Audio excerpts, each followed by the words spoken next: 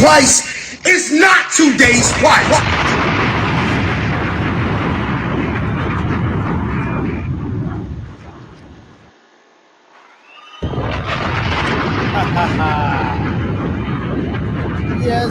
Yes, I had to give you 3 bombs on that one. 3 bombs on that one, ladies and gentlemen. Make it 4. Make it 4. Hold on 1 second. What the hell is going on? Keep dropping them bombs. Flex gonna come after you. See, this is why you don't have kids. Uh-huh. Messing around with your mixer. Uh-huh. You got my shit on repeat. It's always the baby's fault, ladies and gentlemen. It's always the baby's fault. What is up? What is up, everybody? It's your boy Jeff. And I'm your boy Marcus. What's going on, baby? And you're now tuned into one of the hottest podcasts in the world, Saucy Discourse, Season 4, Episode 28, Summertime Edition. We are Yes, back. sir. We are back from our summertime break, if you will. Yes. How you been, bro? How you been doing? I'm good, man. You know, I'm blessed to make some moves. You know what I'm saying? I'm blessed, working hard, highly favored. I got a beautiful queen to come home to. You know what I'm saying? Been blessed with some new things in my life. You know, like the summer's been pretty fast moving. You know what I'm saying? Things just move with a snap. But other than that, how you been, my brother? How have you been? Well, you know me, I'm blessed, and highly favored as always. I Just know been that's right. chilling, just been working, school, about to Yeah. finish up, about to graduate in November. Let's get a hand clap for that. Let's get a hand clap for that. Drop a sauce bomb on that Let's one. drop a sauce bomb for that. We need more brothers graduating. You know what I'm saying? Nothing more than an intelligent brother trying to make it in this hard, cool, cold world that we call the United States of America. If you will, If you will. if you will. Man, there's been a lot going on. Mm-hmm. Since we taking our summertime break, if you will. Um, the Olympics was going on while we was on our break. Team USA basketball Sir. has won another gold medal. Was it with a 17 straight gold medal? Yes, sir. Mr. Wilson, how did you feel about Team USA winning all of the gold? I felt pretty good. Mm-hmm. I felt good. I felt happy. You know what I'm saying? Shout out to Team USA. I would have wanted a little bit more domination, like the Dream Team in '92 with Michael Magic, Larry, Patrick Ewing, David Robinson, and then Clyde Drexler and the crew just out there beating people up, other countries by 30.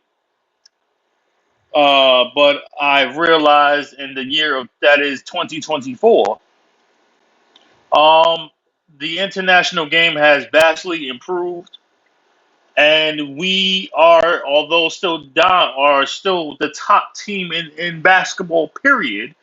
The international game has vastly improved in terms of players, games, shooting, passing, ball handling, rebounding, and others, and in other intangibles.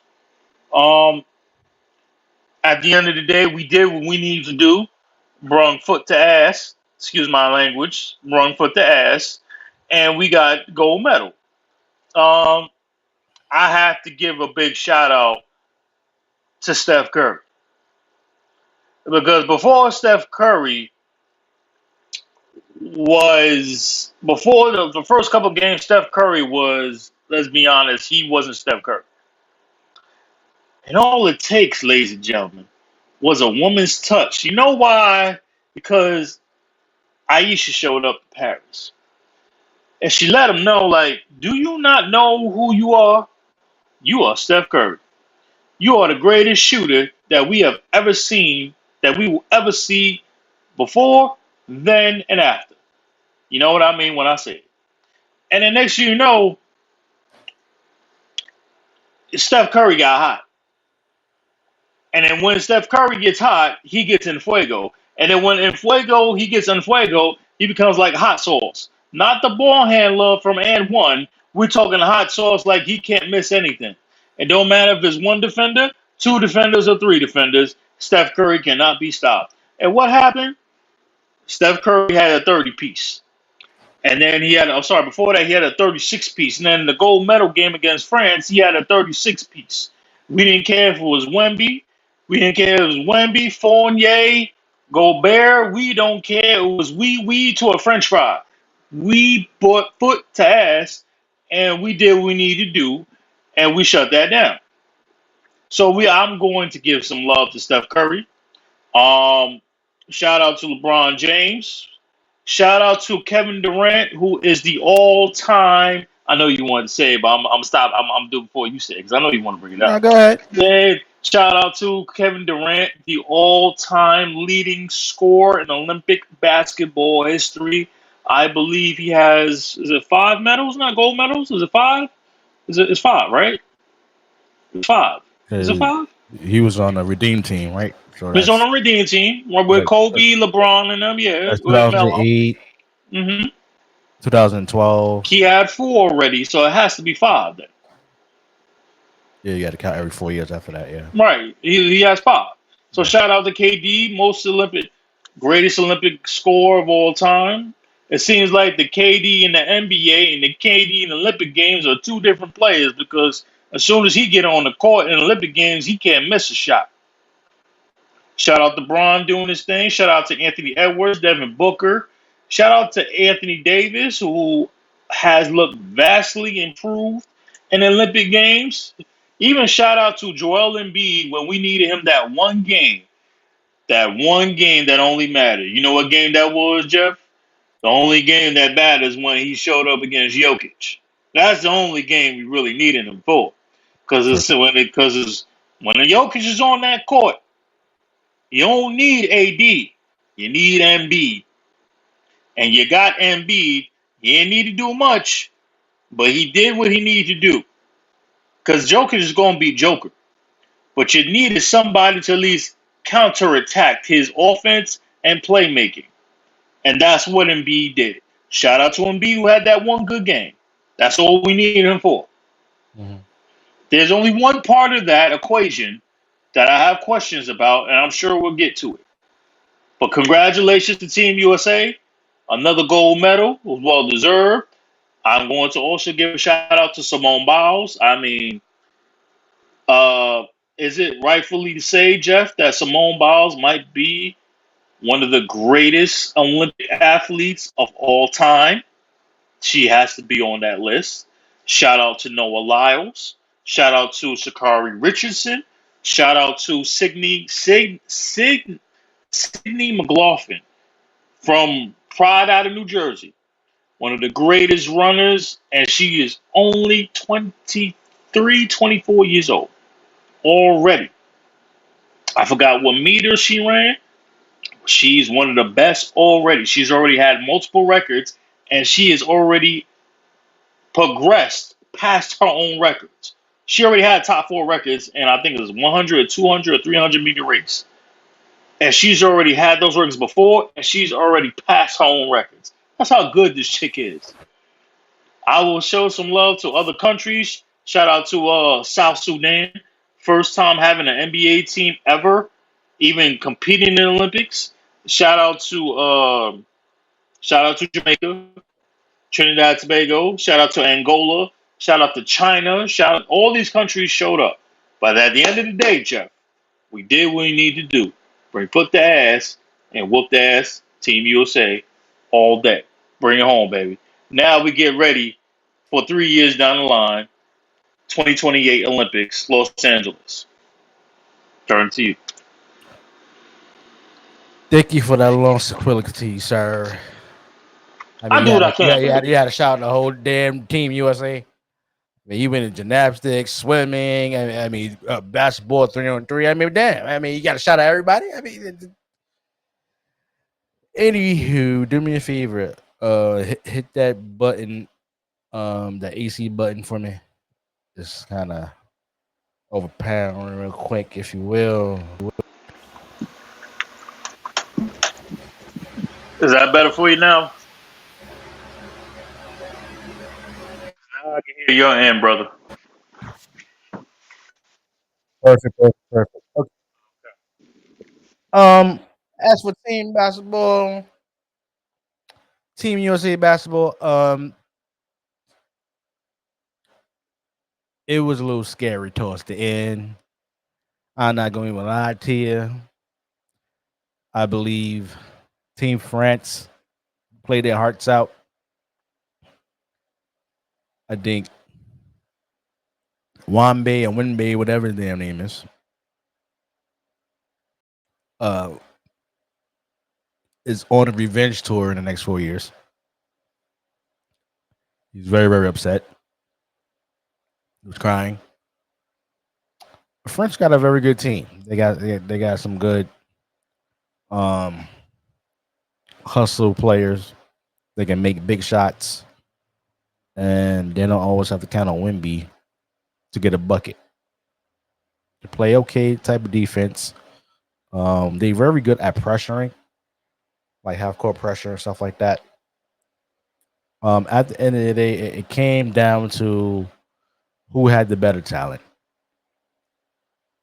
and that was Team USA. LeBron had an amazing Olympics. KD showed up, and B showed up, especially in that Serbia game because that was a scary game too. Jokic was tearing it up in that first half. He was tearing up. Jokic, bro. It was Bogdanovich. He putting the three to the dome Yeah, like yeah, yeah. Carmelo's. I'm like, hold on, bro. Nah, That was you can't be disrespectful. doing that. Yeah, that was Yeah, you can't be disrespectful. doing that. Nah, he ain't gonna do that, my man Melo. Nah, somebody you got to show out. And Melo went to LeBron was like, yo, handle this dude, bro. And that's We, what they did. we understand how you feel, Nick fan. Okay. Anyway, Watch it out. Don't start. Don't start. I ain't watching Don't nothing. start. I ain't Don't watching start nothing. nothing. Oh, you Nick Don't start fans nothing. furious. Oh, you That's damn right. Nick fans furious. He can't do that. Can't use the Let's Carmelo. Shut up. Anyway, like I was saying, LeBron showed up. KD showed up. Big buckets towards the end. Steph Curry showed why he's the greatest shooter ever created, especially the last dagger in the heart, the traditional Steph Curry move behind the back, step back, and just hope a prayer and get answered. Over two people. Oh, jeez. Yeah, that was very nasty. Over two people. My concern about Team USA going forward is who is going to lead this team because we already know LeBron is not going to play in another 4 years. He might be retired another 4 years. Steph Curry, this was his last um how you say it was his last accolade to be put on his resume on why he's the first ballot Hall of Famer.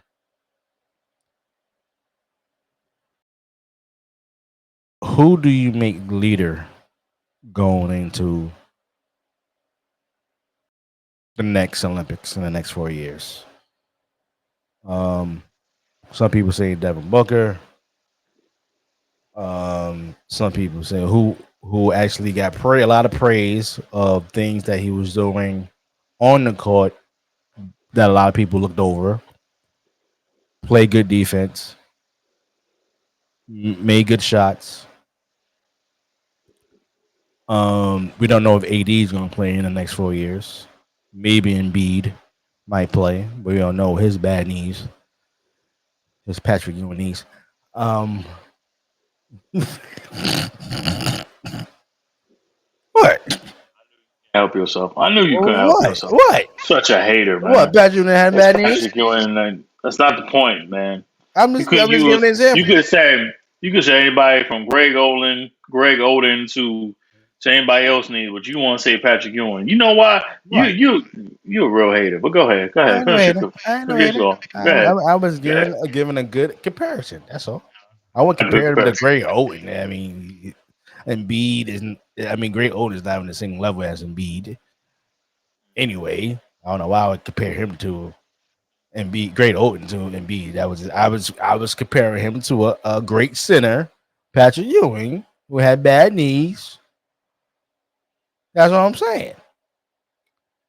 But that's the big question going forward. Who's going to lead this new breed of Team USA basketball in the next 4 years? So is that a question or is that your soliloquy? Because I have that same question, but I would think it would have to be Anthony Edwards. Even though he's already stated that he's probably not going to play in 2028. But as the guy that will eventually be, in my opinion, the face of the league, and I'm pretty sure others have said the same thing, it would have to be Anthony Edwards. I can't see Devin Booker, and there's no disrespect to him. It's,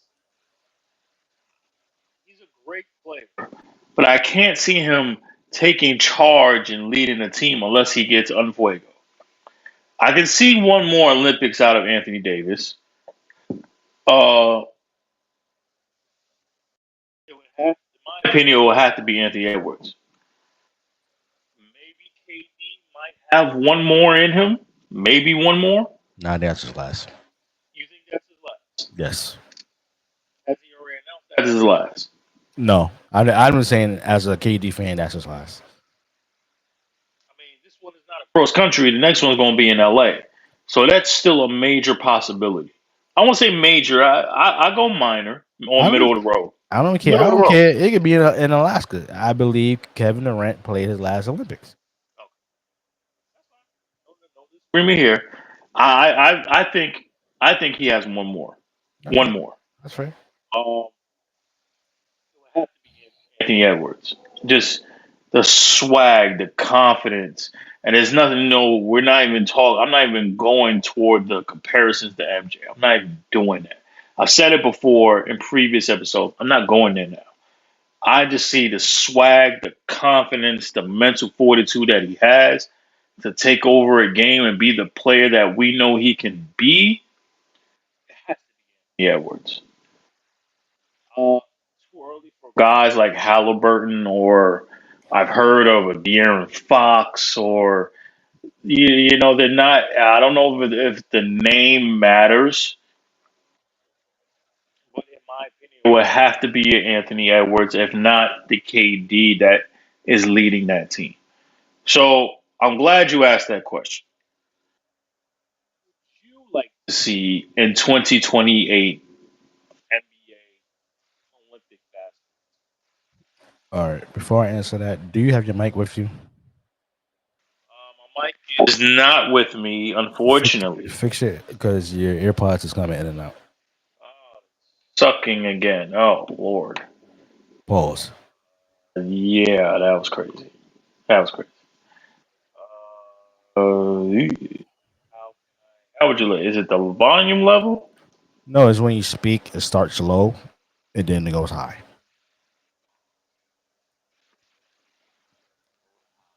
Uh,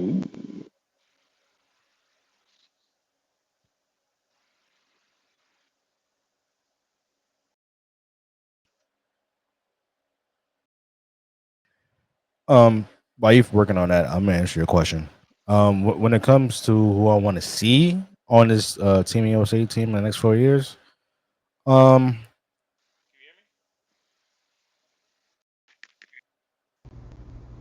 is that Ian, bro? Can you hear me better? I can hear you now. Yeah. Okay, good, good.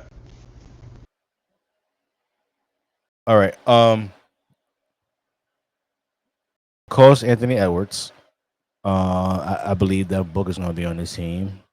Jason Tatum, who, even though he had some, I want to say issues, but controversy of why Steve Kerr didn't want to play him or play him in certain moments. I could still see him being part of this team.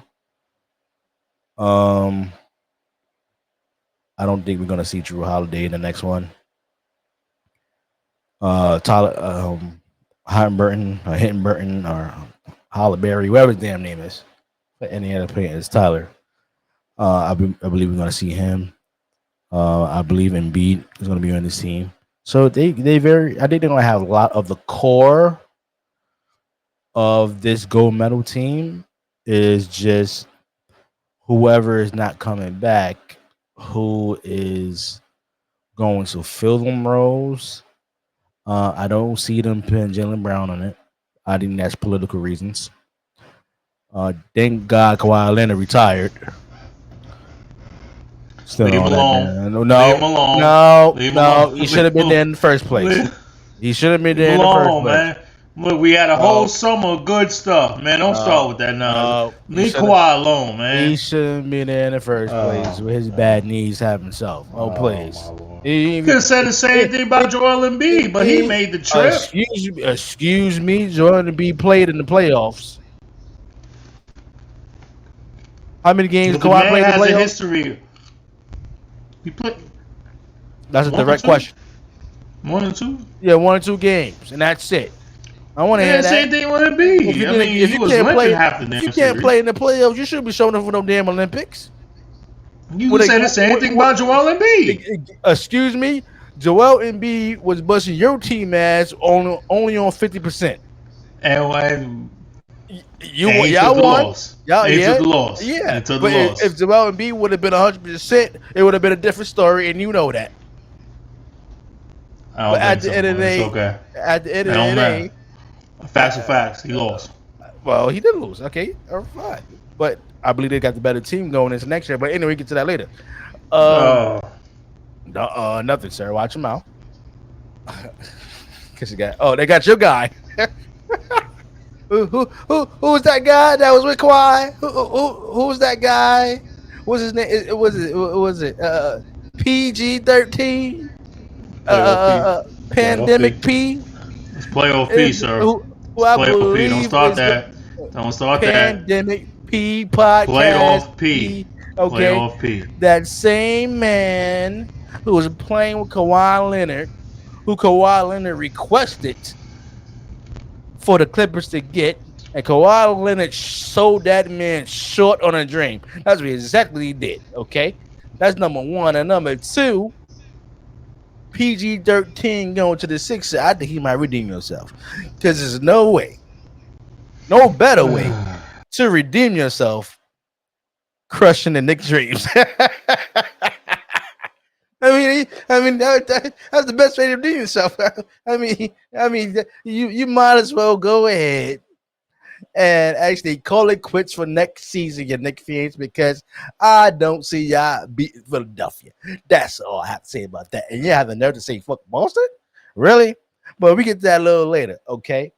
At the end of the day, Kawhi Leonard should have never been on that Olympic team. He wasted them damn people time, okay? And then now he want to retire. I just know where he want to retire. After getting a new contract, he ain't slick, and that's guaranteed money. Okay, just like the NFL, we can reconstruct people contracts. No, that man signed a new deal, sold the Clippers another dream. They're already built in a damn arena. Okay, he's the franchise player, and you sell him short and retire with your bad knee having. So you should be arrested for grand larceny. You should be arrested. Kawhi Leonard should be arrested for that damn money he stole for the damn Clippers. At the end of the day, I don't see Jalen Brown being part of the team. Jason Tatum, he's gonna play, even though he didn't have enough minutes. We understand why he didn't. I mean, you on the same team with KD, Stephen Curry, and LeBron James. I mean, come on. Okay, you're not getting that much minutes in the first place. Okay, and it's not 40-minute game. I mean, it's a 40-minute game. I mean, you got to work it out. Steve Kerr had to work it out. The coaching staff had to work it out. But question passed to you: who do you see on this next Team USA basketball roster? Okay, that's a great question, right? First of all, I'm gonna start with who you won't see on the Olympics in 2028. First two come to mind will be Jason Tatum and Jaylen Brown. They ain't gonna be on 2028. After the mistreatment that Steve Kerr, first of all, ain't no excuse how an NBA champion wins an NBA championship, wants to go to the Olympics, and has not one DNP, but he has two more DNPs because you couldn't find minutes for a 6'9" guy with a handle that can play the 2, 3, or 4 position. You would have him play 5 to 10 minutes. That would be perfectly fine. You mean tell me you couldn't find any minutes for a Jason Tatum, but you found minutes for a Derek White? We understand that Derek White is a two-way. But was he not just coming off the NBA championship team with Drew Holiday also? I understand Derek White is more of a perimeter defender. One of the best perimeter defenders in the game. No problem. You really didn't need another guard, personally, in my opinion. You could use another big. Maybe a Jaren Jackson Jr. Maybe something, obviously, that someone like him will get into foul trouble. You could have used someone like him. But the fact that you go on TV presses, actually, I'll say, after the first DNP, and then proceed to give him two more DNPs and tell me you couldn't find minutes for a Jason Tatum. You could have put the man on the court for 5 minutes. 5 minutes. You mean you tell me Jason Tatum couldn't be productive for 5 fucking minutes? 5 freaking minutes? 5 minutes. Jason Tatum's not coming back to 2028. All the crap that he had dealt with, he's like, yo, I could stay home for this. I could be recuperating and working on my game at home, close to home, celebrating my championship win in Boston, getting ready for next season. Jaylen Brown will also not be on 2028 Olympics. That's a guarantee. I'm saying it. I ain't speaking for Jaylen. I can see it. With all this the controversial stuff, what happened to Granville, remind me, Jeff, who is NBA Finals MVP? That would be Jaylen Brown, would it not? Yeah. So I don't care about the stuff. It ain't got nothing. I don't care what nobody says. It ain't got nothing to do with Nike. Ain't got nothing to do with the shoe brand. Ain't got nothing to do with no commercials. That stuff was straight up Grant Hill 1-on-1. And that is no disrespect to Grant Hill, but you did Jaylen Brown dirty. There's no way how you can replace a correct about Kawhi Leonard, because I said the same thing. He ain't got no business being on Team USA. 100% agree. Who? 100. You had no business putting Kawhi Leonard on that team. 100% agree. Oh, yeah, agree. But to replace him with Derek White instead of Jaylen Brown, who can play the exact same position, who can play the 2, the 3, if you go small, he can play some 4, who can handle, who can finish, and who can shoot. As I've told you in previous episodes right here on Saucy Discourse, I have previously said that Jaylen Brown is a better playoff performer than Jason Tatum was. And it's sure enough, eventually, this past season came to fruition when he became Finals MVP. I have said that on this show. Mm-hmm. I still believe that. I'm not saying he's a better player than Tatum. I said when the lights are on bright in the playoffs, for some reason Jason Tatum numbers go down and Jaylen Brown's numbers efficiency goes up. It's just based off what my eyes have seen. And now with all that, what Grant Hill said, I don't care about Nike, he's not going to be on that team. So to answer your question, I could possibly see, you said Drew Holiday won't be on the team. I could see him on the team one more time. With not holding injuries, he'd probably be what, let's say 36 going to the next one? 36? That's accurate, right? So what? Yeah. 36. I don't know what he is. I don't know. I can see maybe 35, 36. You would have to put Tyrese Maxey on it, who's a consideration. The only position I say that is confusing would be the bigs. Bam is going to be there next Olympus. You know, with if his health improves or stay the same, you can make a case for AD.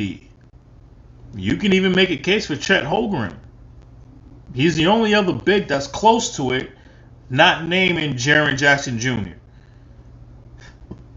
Is that sound good for you? Yeah, that's fine. You can put Chet Holmgren with, even though if he's from out of country, he can rep Team USA for that team. I can see Chet. I can see Chet, no problem. I don't know the rules when it comes to all that. I know you're from another country, Right. but I'm not Right, sure. country-wise. If he was born here, yeah. But I don't think if... No, something it probably have to do with like dual citizenship. That would have to be a thing. Yeah, I don't know Something what like the guidelines are for them to play for you. Right. That's it. Right.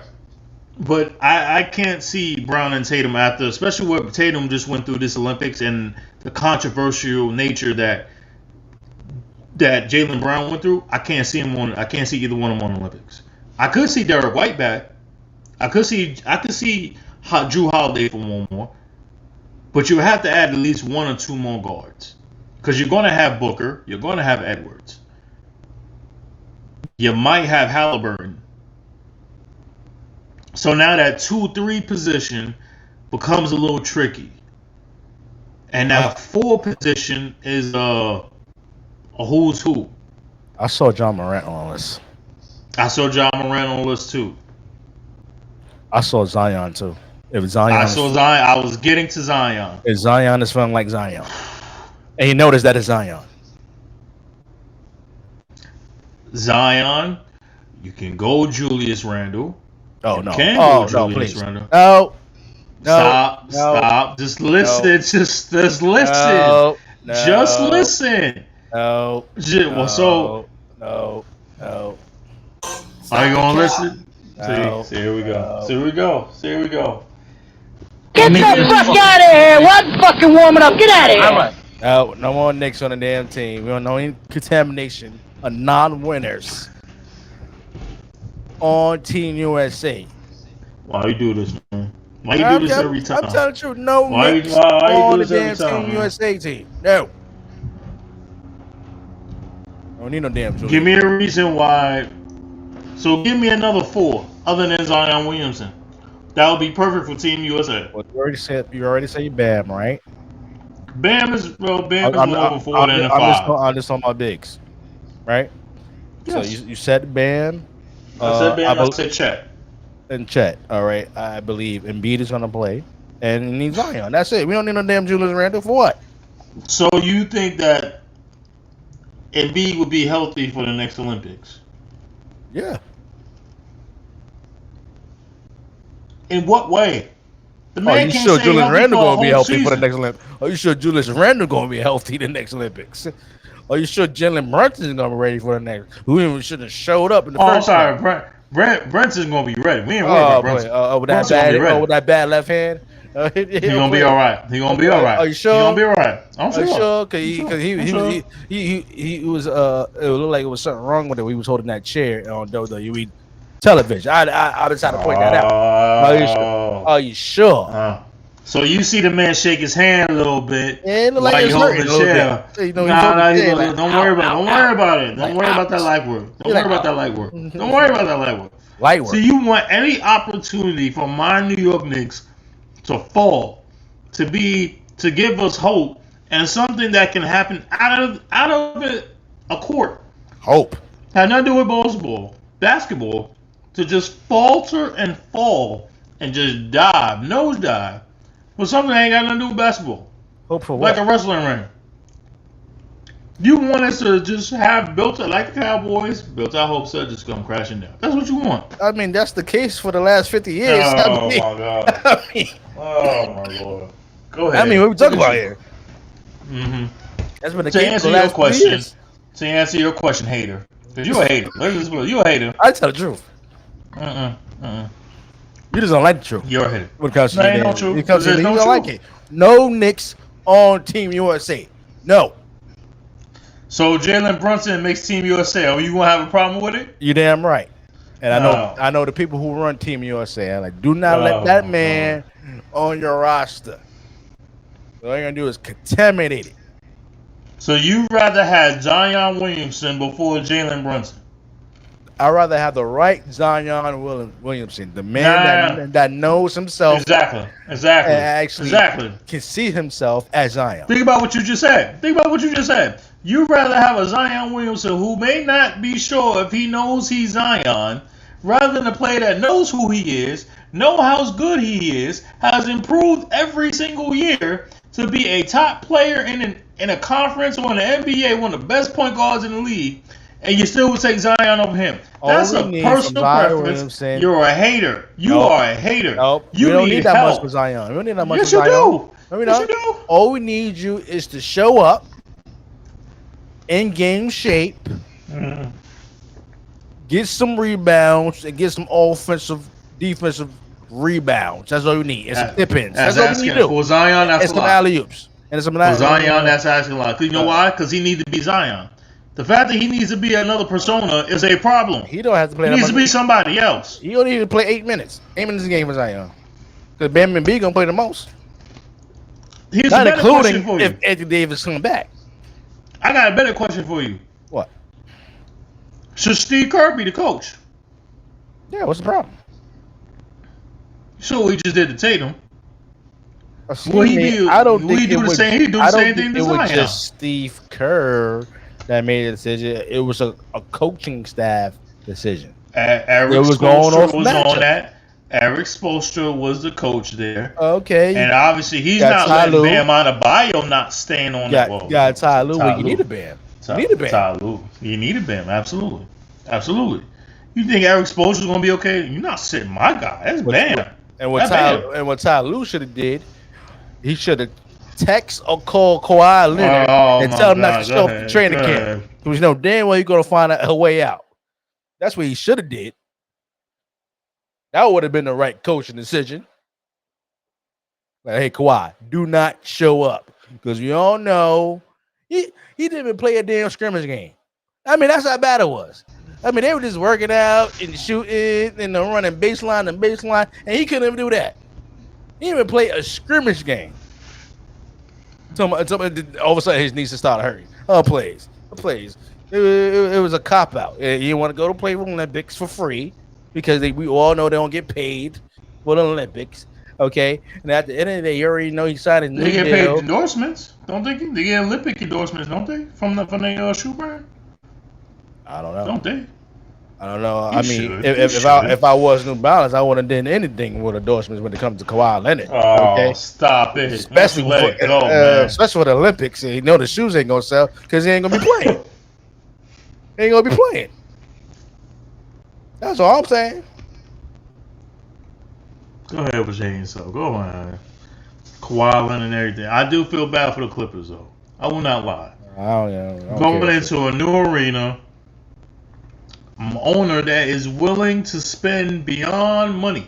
50-something bathrooms. That's unheard of in any NBA arena. Or which is needed. Which is needed. Which is high. That's very smart. Absolutely. That's very smart. The amount of people got to stand on the amount of bathroom lines that I have been to a number of arenas and stadiums in. It's ridiculous. Has been atrocious. Let's give a hand clap to Steve Ballmer. That's genius, man. That's genius, man. Yeah, he is very genius, man. Oh, them damn long ass lines. That is well thought of. 50-something bathrooms inside of an arena. Around the whole arena. Absolutely. That's Very damn well needed. That's very smart. Very smart. Those lines are longer than the DMV line. Oh my lord! No lies detected. No lies detected. Absolutely right. All right. I feel bad because it's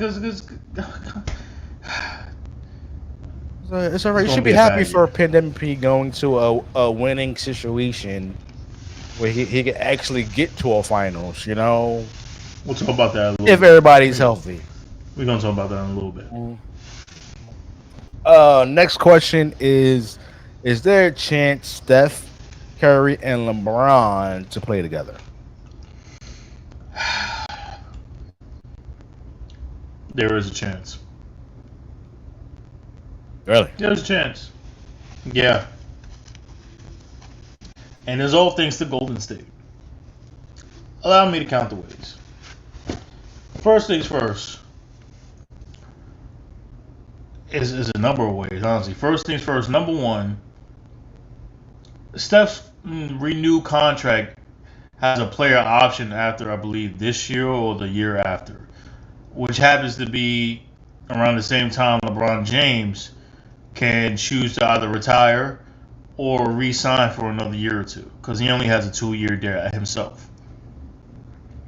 LeBron would be damn near 40 or 41, but the way LeBron looked like, he looked like the Legend of Bag of Ants, or was it what's the homie that what's the name of that movie where he felt like he's getting younger and younger?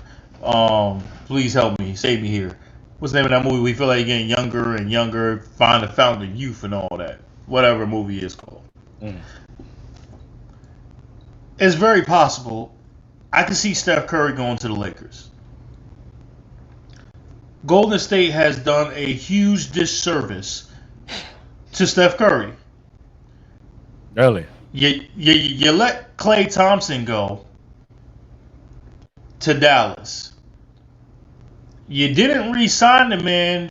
I understand Klay wanted his money, and the guaranteed money wasn't all that bad. But you put this kid, Brandon Przemski, as a bigger priority than Klay Thompson, only because he plays better on the ball and is a better passer than Klay. That's fine, but that's why you have Draymond. That's why you have Draymond. But you want multiple options. You also had Chris Paul. We saw how that worked out. Who didn't play half the damn year because he was injured. Number one. Number two. It was good that you shaved off the contract that you traded for Chris Paul, but that means at that time you had the money. You could have re-signed Klay. You could have done that, but you chose not to. Number three, you still have Andrew Wiggins on the damn team, who has not been himself or Andrew Wiggins for 2, maybe 3 years since the last championship you had against Boston in 2022. He ain't been the same player. The way he's looking for Andrew Wiggins right now, he's not even cracking the starting five. More importantly, number three, you had pieces and could have had a steal to trade for Larry Markkinen and still had Klay Thompson on the team. All from what the reports that I've read and I paid attention to. The trade was for Larry Markkinen to come to Golden State for only Moody and Wiggins and possibly a 2 or 3 second-round picks. You could have kept Kuminga. Could have kept Gary Payton, who re-signed to come back to the Bay. That's a steal. That's a bargaining. Not only did you not make the trade and push for the trade for Markkinen, who's a 50% field goal shooter, 2-point field goal shooter, 40% career 3-point shooter, and shooting over 85% from the free throw line, playing the 3 or the 4 position, or if you want to be small, a little small ball, move it to the 5, have Draymond play the 4, and more importantly, you give Steph a secondary score that can put up 20 points a game. So not only do you lose Klay Thompson, who's a career 19 to 20%, 20 point per game score, you don't even have a second number 2. You don't even have number 2 right now. Buddy Hield, career-wise, is not a number 2. Gary Payton II is not a number 2. Draymond Green, sure as hell, is not a number 2. Przemski is he just come off a rookie year, who y'all salivating over. Career averages 9.5 points, 4.5 assists, 3.1 rebounds. So y'all prioritize him as a secondary ball handler next to Draymond over Klay Thompson, who's still a damn near sharpshooter. You're going to run Steph into the ground. Steph has no point at this point in this season, this upcoming season, Steph Curry's going to play about 40, 45 minutes. Because you have no offense. You don't trust Wiggins. Hield is on and off. You have no marketing. And you still got Draymond. And God forbid Draymond gets suspended, which we both know, Jeff, it's coming. It's coming. Couple suspensions, couple 14, 15 games. It's a suspension. And more importantly, Jeff, you're competing in a still ultra tough Western Conference. Not named Dallas, who just got Klay Thompson. You still got Denver, Oklahoma City, Phoenix, the Lakers, possibly New Orleans. Memphis is, you still got to deal with Ja. Are there any teams that I left out? Sacramento, because now they got a three-headed monster with DeRozan, De'Aaron Fox, and DeMar Sabonis. Oh, I'm sorry. I forgot, Jeff. You had the opportunity to trade for Paul George, and you didn't do it.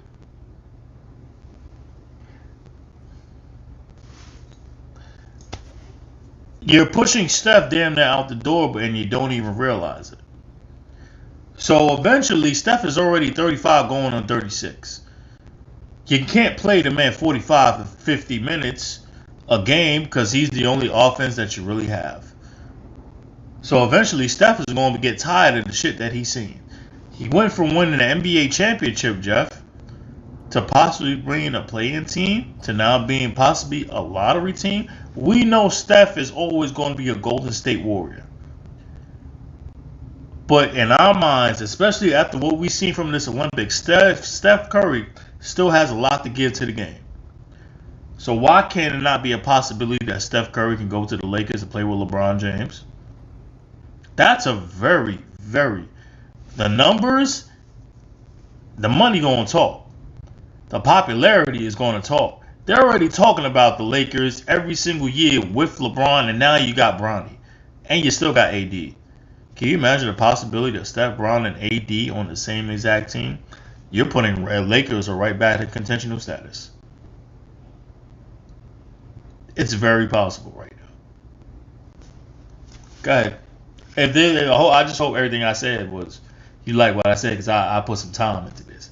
I see. You put some stat numbers in it. Hey, give me a round of applause real quick. I appreciate that, my brother. I appreciate that, baby. I appreciate that, man. Okay, I see. Well, let me respond to you real quick. Let me just answer the question first. Is there a good chance for we can see Steph Curry and LeBron play together? It's a possibility. Never say never. But as of right now, I don't see it. I believe LeBron got at least 1 to 2 years left. Steph Curry probably want to go to a contender, a championship contender, to probably get another ring. So I don't see that right now. Now, let me address about what you said about the Golden State Warriors. Okay. There are some things I agree with, and there's some things I disagree with. Let me just say why I agree with you. I believe that the Golden State Warriors have missed opportunities to get better. You pointed out the Larkin. You pointed out getting Paul George. That was a big talk. You let Chris Paul go. There have been plenty of opportunities for the Golden State to get better. Here's what the chain got broke when it came to the Golden State Warriors. I knew personally it was over once Bob Myers left. That's when the ship started sinking. That's number one. Number two. Number three, I think ownership is trying to hold on to the glory years. I understand you're trying to make money. So you sign a Draymond Green for a long-term contract. You sign Steph to a new contract. You negotiating with Clay. I get all that, but the Golden State Warriors, who won a championship 2 years ago, after Bob Myers left, they should have started rebuilding. You should have got your draft picks, made some key trades, get some tradable players, and rebuild. I believe they missed the opportunity on that, and now that's why they don't have help for Steph Curry. Draymond deserved his money. I'm not gonna say he doesn't deserve his money. He deserved his money. Draymond Green is the motor that keep that team going. Number two, when it comes to Klay Thompson and the Golden State Warriors don't owe Klay anything.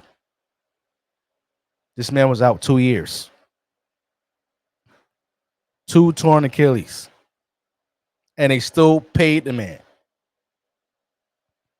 The Golden State Warriors don't owe Klay Thompson anything. Klay Thompson has not been the same Klay Thompson since he got injured in the NBA Finals against the Raptors. People might not like it, but that's the way it is.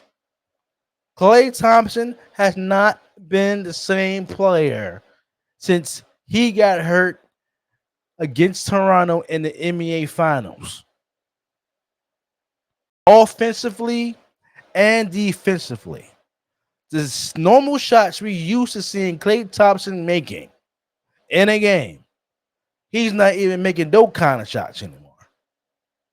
Now, don't get me wrong, he's still putting up some good numbers. Over 17, 18 a game. But when moments mattered, Klay Thompson was nowhere to be found. So if I'm the Golden State Warriors and I'm negotiating with Klay Thompson and you asking for all this money and you're not even the same player you was 2 years ago. As everybody know, in the NBA Finals, he did okay, but he wasn't dominant like in the previous NBA Finals in that Boston series. Everybody know it was all Wiggins and it was Steph Curry that carried that team. Whether people like to admit it or not. Klay Thompson wasn't a big X factor in the NBA Finals. So at the end of the day, if I'm the Golden State Warriors and I have a player who's not the same player he was 2 years ago, I'm not paying you. Now we can negotiate a lower number than you actually asking for, but I'm not going to give you $60 million. Here's my question to you real quick. Who's the more important player right now for Golden State at the time? Who's more important would you rather keep? Would you rather keep Klay Thompson or trade Andrew Wiggins? You talking about 2 years ago? This is during the NBA Finals one. Speaking of coming, I'm talking about coming off this past season. I understand Klay had that last game, that playing game against Sacramento where he had a donut. Mm-hmm. But I'm talking about coming off that season. Do you keep, in your opinion, would you keep Klay Thompson and re-sign him, or would you trade Andrew Wiggins? I will go with Klay Thompson if the number is very low. Now, if you're going to negotiate on a higher number, I'm not paying Klay Thompson because he's not worth it anymore. You went from a splash brother to a half a splash brother. I'm not paying you that money. So if Klay Thompson is the better option, but I'm not paying him all that money. So either you go high and I go low. And when it comes to actually building a team around Steph Curry, you have to negotiate the best contract on a very low level. I'm not paying Klay Thompson all that damn money he was asking for, and you was not the same player 2 years ago. Yes, he might be more important than Andrew Wiggins, but Andrew Wiggins will earn that money in the NBA Finals because nobody expected Andrew Wiggins to play that way. Nobody did. I agree with that. But what if it's more of a certain, what they say, what have you done for me lately? Hasn't done nothing. Klay Thompson hasn't done nothing for them lately either. That's true. There's no disagreement there. But now we have to include a third person in this conversation. You know who that third person is? Who? Jonathan Kuminga.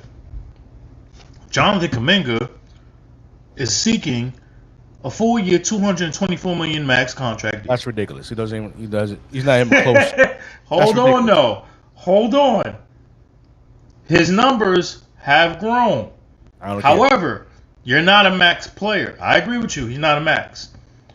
He has to average, for me, he got to go. I'm going to go 22 and 8 because he's not really a passer. 22 points, 8 rebounds a game. If you go 22 and 8,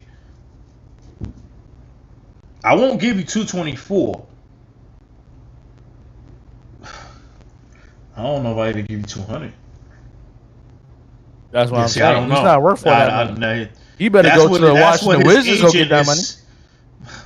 That's wrong. Why would you say Washington? You should. If you want to talk about Washington, maybe you should have never traded Jordan Poole to Washington. Because that's a fail for both sides. That's a fail for both sides. They had to. Yeah, they had to, because you're not going to repair the situation with him and Draymond. Exactly. But this team, but Jordan Poole hasn't been the same since that trade. Right, because not Draymond and Golden State as an organization has not been the same either. Yeah, that's not because so of the loss it's a of fail. It's not because of the loss of Jordan Poole. It's more of a Jordan team Poole loss. got with the Wizard. He's not in the right system. And the right system for him was with Golden State. He was a 6-man. But right now he'll be a starter. He'll be a starter right now. Let's not forget, before they traded him, Jordan Poole wasn't that great either. The year after the championship? The year after the championship. Oh, wait, they traded him after the whole punch in the face thing. So they traded him at that time before the season started. No, didn't he play a whole year after Draymond punched him in the face? Nah, it was just preseason. He had like a preseason game 2 days he was out of there.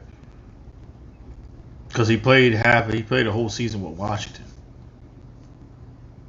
Or he's already played a whole season with Washington already. No, what I'm saying is, when that incident happened, he played a whole year. No, he didn't even finish. That whole situation happened like that. I guess that was practice when the whole punch in the face thing happened. With that was during the season. Yeah.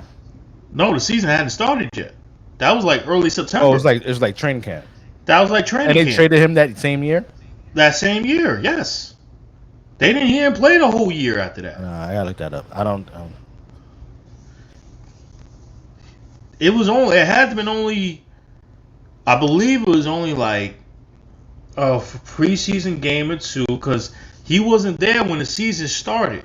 He was already shipped off to Washington, and that was part of that. Was it part of that Chris Paul deal? Or was that a year later?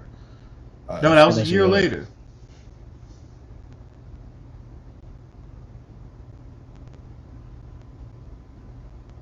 I'm looking at it right now.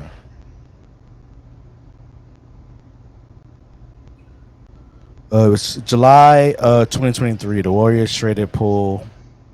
That was during training camp. That was early training camp because there was no Olympics. That was all training camp. And then he got traded. That was straight after their. That wasn't off the. Was that right after the championship season? Because they're coming off that championship, correct? When that whole punch fight and someone leaked out that video with him and Draymond at that training camp inside a Warriors facility, he was like a week or 2 later, he was gone. Hold on, right now. 7 days later, the Warriors traded Jordan Poole to the Wizards, ending in a 4-year run in San Francisco. All right. On July 6, 2023, the Warriors traded Poole, Patrick Bowling Jr., Ryan Rollins, and draft picks to the Washington Wizards in exchange for Chris Paul.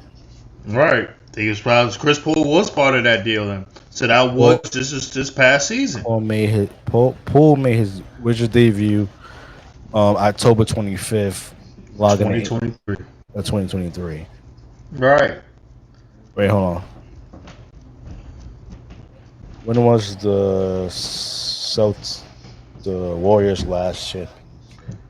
2022. A year prior, season prior. That might have been straight off the championship. Bro. Yeah, it was 2022 the last time they won the championship. So that was straight off the championship then, because that's going to 23 this past season. Yeah. Right. Yeah. And so that was a year after. It was a year after that. So I'm glad you brought up the Bob Myers thing. I don't think Bob Myers had anything to do with that trade. I think that was the reason why he stepped down. Because I think, this is me, I think he wanted to trade Draymond. And management like, nah, you can't do that. I understand the whole Poole and Draymond, you got to separate them in the situation. Mm-hmm. I think Bob Myers wanted to trade Draymond. Mm-hmm. I think management disagreed. They butted heads.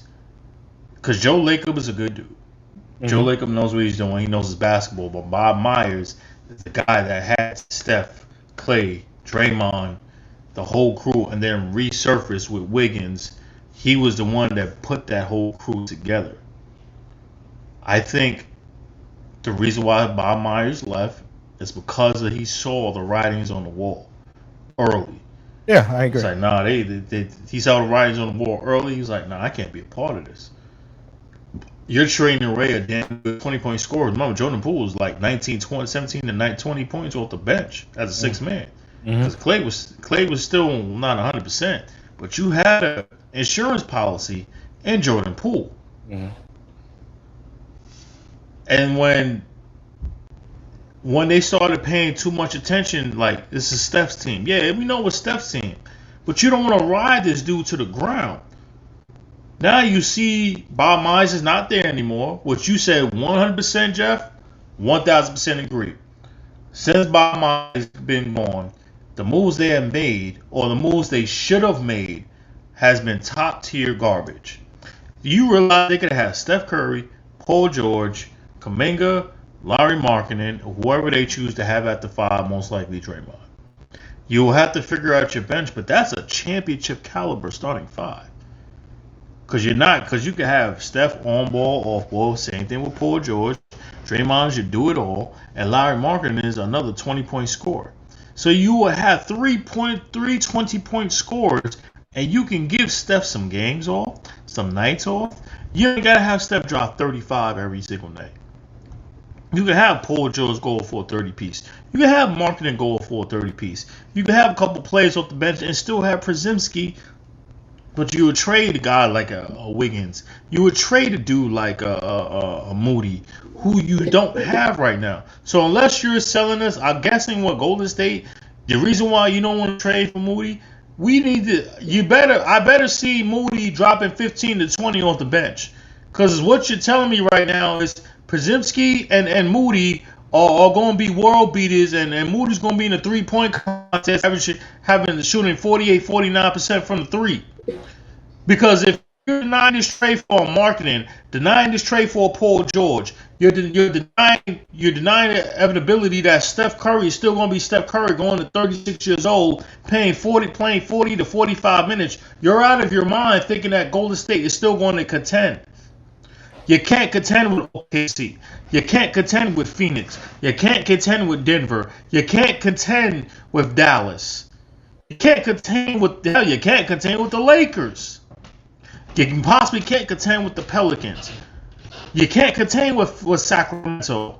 And if the Spurs start coming like the Spurs, you can't continue with them or the Rockets either. I just named you 9 teams off the bat with the Western Conference, and I didn't even say Minnesota, so that's counting 10. You'll be lucky. You might be in the same position as you were as a playoff team. Then if it get really bad, if Steph Curry goes down, God forbid, with an injury, you're not even a playoff team. You're a lottery team. Where the hell do you go? No, I agree with you. I mean, they're already a lottery team. I don't see him as a play-in. It's a possibility. They could be in the play-in tournament, but I don't think they're going very far because they really don't have a second scorer.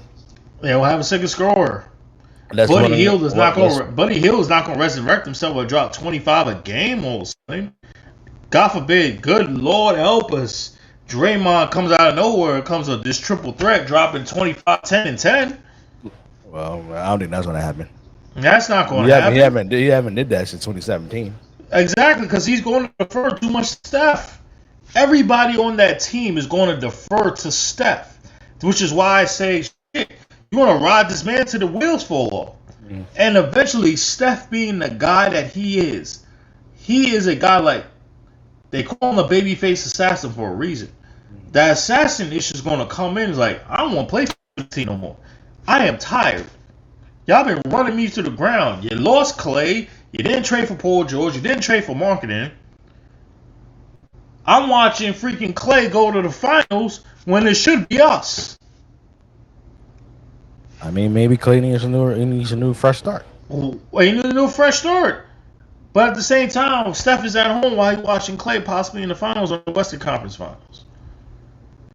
So why can't there a possibility be like, shit, I don't want to be here no more. I done gave y'all everything I had. I gave y'all NBAs. I done changed the game on three-point shooting and ball handling. I'm one of the greatest scorers and three-point shooters that you have ever seen, not in the NBA, now the Olympics. I have given y'all everything to the city of Golden State. It is point to a time where I do not see myself finishing my career as much as I wanted to. Y'all not getting me no help. Y'all not giving me no good players, and the players y'all could have possibly had to help me further my career, y'all have disappointed me. So I've come to a point where I have to leave. Because he's not going to be okay with just sitting around watching other players that are around his same age who are that great, not named Steph Curry or LeBron James, be in the finals or the Western Conference Finals. Imagine, God forbid, Jeff, Dallas wins the NBA championship last year. You think that's going to sit well with Steph Curry? Hell no. He's going to be pissed. He's going to be pissed.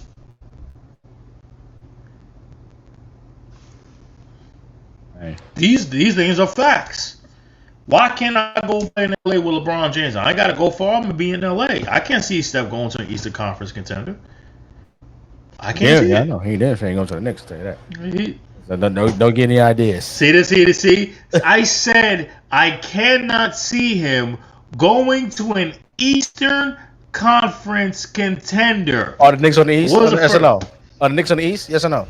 I said I could not see him going to an Eastern Conference contender. I mean, no team in the East. So the Knicks is not a contender. I'm glad you just actually said that. Okay.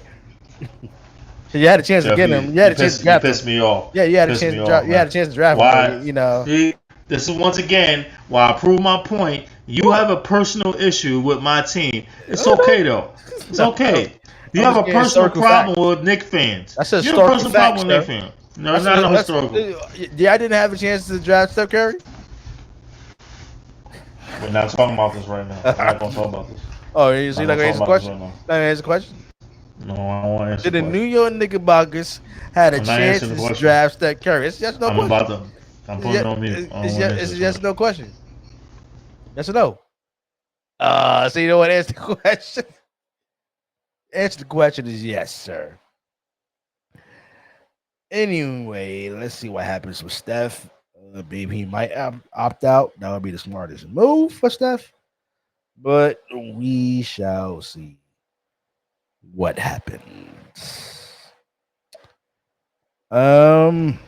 Such a dirty person. I'm dirty. Let's get into some NBA 2K ratings real quick. Let me just share this on the screen. Yeah, got it showing on the screen, baby. Got it showing on the screen. Go ahead. I'm sorry. Go ahead.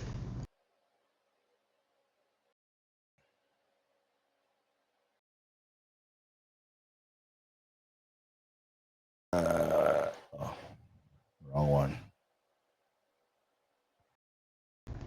NBA 2K25 player ratings.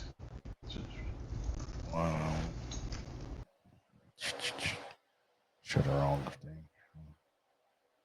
By the way, ladies and gentlemen, we got to give a shout out to our sponsor, Click A Vodka. Let's not forget about Click A Vodka. You know what I'm saying? Shout out to Click. We appreciate y'all. We still waiting on the free bottles, baby. We waiting on a free bottle, baby. We waiting on a free bottle, baby. You know what I'm saying? We appreciate Click A Vodka. If you ever had it, give it a little try. Mix it with a little cranberry, maybe a little splash of lemonade. Mix it both together. It goes well and smooth with you. There we go. Go ahead, Jeff. Go ahead. So, NBA 2K25 ratings, if you will, that's been announced. So we got top 10 current players. We got. Can you go a little closer? Can you get closer? I don't know how to do that. Let the people see. Let the people see, baby. This is overall ratings, correct? This is overall ratings, right? How do you overall rating? I don't know how to zoom in. How do you zoom in? I don't mess with Apple like that. I'm using the Mac. I'm about to say, you can't improve the percentage. Scroll in a little closer. I was gonna say something crazy, but thank God I didn't. I'm trying to. How do you zoom in? Is there a clicker on the left bar? On a Mac. On a Mac, it used to be, at least from I remember, space bar on the left clicker, and it'll usually say the percentage, and usually click from like 100 to like 150%, 200%. That was back in the day. That's how much I'm showing my age right now. Thank you, Jesus. They don't have that media scrolling like it used to.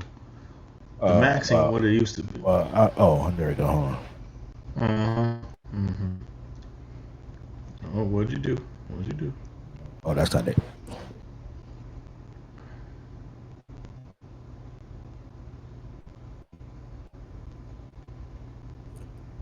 Well, I just have to read it because I can't. I don't know how to scroll in on the Mac. Okay, go ahead. I think the people should be able to scroll in, no problem. All right, so we got top 10 current players, top 10 3-point shooters, and top 10 backcourt players. All right, let's start with the top 10 backcourt. Okay, here we go. Coming in at number 10. Rating at a 93, we got John Morant. Number 9, we got Jaylen Brown, rated as a 93. We got coming in at number 8, who should have been a Knick, but they passed on him. What else is keep it going? What else is going? Donovan Mitchell at 93. We got the great Kyrie Irving rated at a 94. Jalen Brunson, oh God. Yes, sir, baby. Yeah. We stop right there. Yeah, no. Say it loud and loud. Say it clear. Rated as a 94. What the problem is? That's blasphemous. No. Keep it going. Don't even ask questions. Keep it going. No. Don't hate. Keep going, brother. Devin Booker is rated at a 95. Anthony Edwards is at number 4, rated at a 95. That's fine. Steph Curry is rated as a 95. SGA from OKC at number 2, rated as a 97. And Luka Doncic is also rated as 97, but he comes in at number 1. Do you agree with this list? You know what? Jeff, I don't have a problem with this list. You know why? You know why? Because, first of all, the two most dominant players, I believe, are Jokic and Embiid. Is that correct? The top two, Jokic and Embiid, both 98. That's what it says, 98. Yeah, that's for current players, sir. No problem whatsoever. You're talking about top 10 backcourt. Oh, top 10 backcourt. Yes. Oh, that means 2 players, basically. No, it's 3 columns, sir. On the screen. 3 columns. So you see top 10 current players, top 10 3-point shooters, and the last one is top 10 backcourts. I just read the top 10 backcourts. Well, I don't see what the problem is here. I mean, they got the numbers right. So the surprising part, I am first things first. All kidding aside, Shea Gilgeous-Alexander deserves this high number. I would expect maybe a 95 or a 96. So the fact that they gave him a 97, they got it right. They got it right. The man was top 2 in MVP voting. I had Shea as my MVP last year. Well deserved. You're not. He's the second. Well, depends on fans. Some people like SGA more than Luka. Some people like Luka more than SGA. No problem either way. Steph Curry, absolutely up there. I'm happy that they gave my man Anthony Edwards a 95. I would prefer him. I think he is better than Devin Booker. That might be I'm not gonna say an NBA rivalry. That's something to come. However, at the end of the day, I saw what I needed to see, ladies and gentlemen. I saw Jalen Brunson as 94. When was the last New York Knick, or who was the last New York Knick that had an overall of a 90 or above? That would be the great Patrick Ewing, or if my research serves me correct, Carmelo Anthony, I believe was a 91 or a 92. So that just tells me, ladies and gentlemen, that he has already beyond exceeded expectations for even Knick fans and haters alike. Oh my God. You gonna sit here, you gonna listen to what I gotta say. Will you hurry up? Will you hurry up? Hurrying up or nothing. You gonna show some love to the Group 11, Jalen Brunson. I ain't showing nothing. Because we here, baby. We here. I'm talking with the Brunson burner and everything. We here, baby. Jalen Brunson will only improve, and I'm gonna say this right here, right now. I'm making a prediction. You better hold your horses. What I'm about to say, Jeff. Jalen Brunson will be MVP in this NBA season. I'm saying it right here, right now. He's going to be NBA MVP. Yes, sir. What? I'm saying it right now. Hey, what? I'm saying it right now. Jalen Brunson will be MVP this season. I'm saying it right here, right now. You better stop playing with me. Stop playing with me. Get the fuck out of here! What fucking warming up? Get out of here! Right now, and let's just gather up all these bricks and let's build a shelter for the homeless, so that maybe your mother has a place to live, and your sister too. I want your mother and your sister out of my house immediately. What? Oh, that's a new one. That's why I said it. Can I that's respond to your nonsense? I don't see what the problem is. Mr. Wilson, you don't believe. You don't believe. You don't believe. What's the problem? See, this is what I'm talking about here. See, this is the built-up contamination in New York Knick Nation. Okay, y'all are so happy, so happy. You finally get somebody in a top 10 of anything, a top 10 of anything, and now it goes and leads to you saying the most unnecessary, blasphemous stuff out of your mouth of being a Knicks fan. That's that damn orange and blue, this sticking out your damn paws, and making you look at the way you rock. Look at the way you rock. You see, he can't help himself, ladies and gentlemen. He cannot help himself. Okay, something wrong with him. Okay, they're delusional. Okay, first of all, let me say I disagree with this list. The only reason I agree with this list is because Jalen Brunson's in the top 10. It's unbelievable. No. Excuse me, I interrupt you. I interrupt you. See, I got this.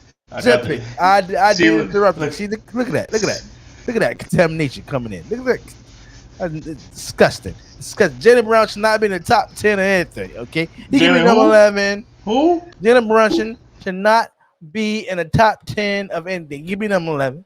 He can be number 12, but be a top 10 backcourt player. Oh, please.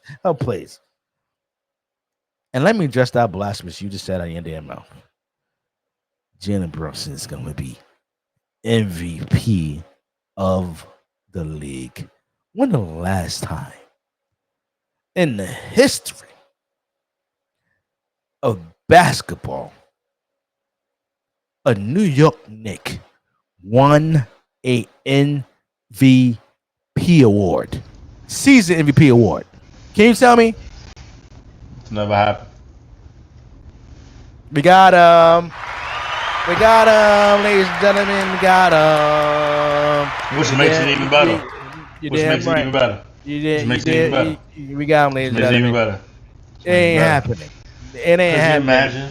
Could you imagine just him raising the NBA MVP trophy inside the Yeah, garden? just like At think the about game raising the one trophy. in the playoffs. Now watch your mouth. Watch your mouth, sir. No, We close. We close. you always been We close. close. You can we closer. We closer, baby. Close away. What? Get past the second round?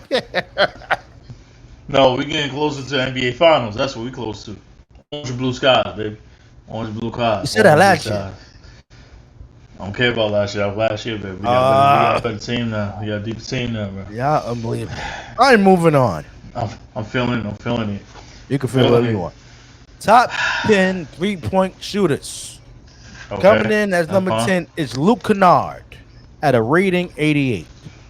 Number 9, Norman Powell, also rating as an 88. No problem. Buddy Hield coming in at number 8, also rating in the 88.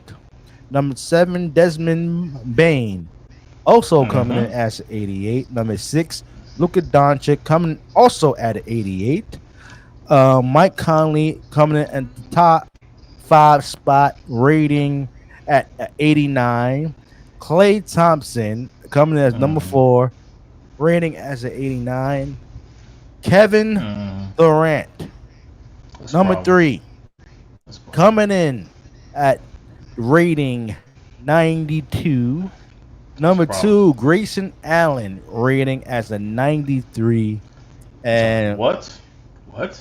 And Stephen Curry is number 1 for the top 10 3-point shooters and 2K rating. Mr. Wilson, what you think of this rating? This rating needs to be redone. Grayson Allen had a great year last year. You can speak on this. You're a Phoenix Suns fan. You can speak on this. Grayson Allen was a 45% 3-point shooter. That's fine. Kevin Durant is the greatest mid-range shooter today. No ifs, ands, or buts about it. He is Mr. Ridden. He is. I love Debo, but Kevin Durant is the best mid-range shooter today. The fact that Kevin Durant is 92, I'll give him like an 89 or a 90. That's not to disrespect Kevin Durant, but at this stage of his career, he's more of a better mid-range shooter than he is a 3-point shooter. Mike Conley is highly surprising. And it's not to disrespect the great Mike Conley. Mike Conley, top 5 3-point shooter. I give him more of a 7. And you're telling me that Mike Conley is a better 3-point shooter than Luke Kennard and Desmond Bain and Buddy Hield? And Luka Doncic. That's fine. That's fine. He's a better 3-point shooter than Klay. Blasphemous. That's blasphemous. I'm sorry. Ooh. Mike Conley, a better 3-point shooter. No, Klay comes at number 4. Clay's number 4. Okay. Yes. I'm sorry. Better than Desmond Bain. If you want to go injury, that's fine. I can't give him over Klay, and I damn sure can't put him over. Luke Kennard deserves a lot more love. He's a dead-eye 3-point shooter, and he's a lefty. Not a lot of lefties can drop the 3 like that. Norman Powell, that's fine. That's fine. The rest of the numbers are fine, but Conley at top 5 it's a little surprising. I mean, you got from 6 all the way to 10, they all rated the same number. All right. But the fact that Mike Conley is top 5 is just, whoa. That's a little surprising. That's a little surprising. If you put Desmond Bain 5 and switch it off of Mike Conley, you have no problem. The fact that you rate Mike Conley ahead of Desmond Bain, Desmond Bain came in as a 3-point shooter and has evolved his game. You're not going to sit around and tell me Desmond. If you put a 3-point shooter between Desmond Bain and Mike Conley, I'm choosing Desmond Bain all day, every day. All day, every day. No, and that's not to disrespect Conley. Desmond Bain's a better shooter. So you saying That's my only grade. So you saying you would take Mike Conley out of the top 5? I put him like 7 or 8. He's top 10. Mike Conley's definitely because his 3-point shooting is consistent. His whole career, even when he was in Memphis, Conley was a pretty good 3-point shooter. He didn't shoot a lot of them because he was mostly driving to the lane and shooting floaters.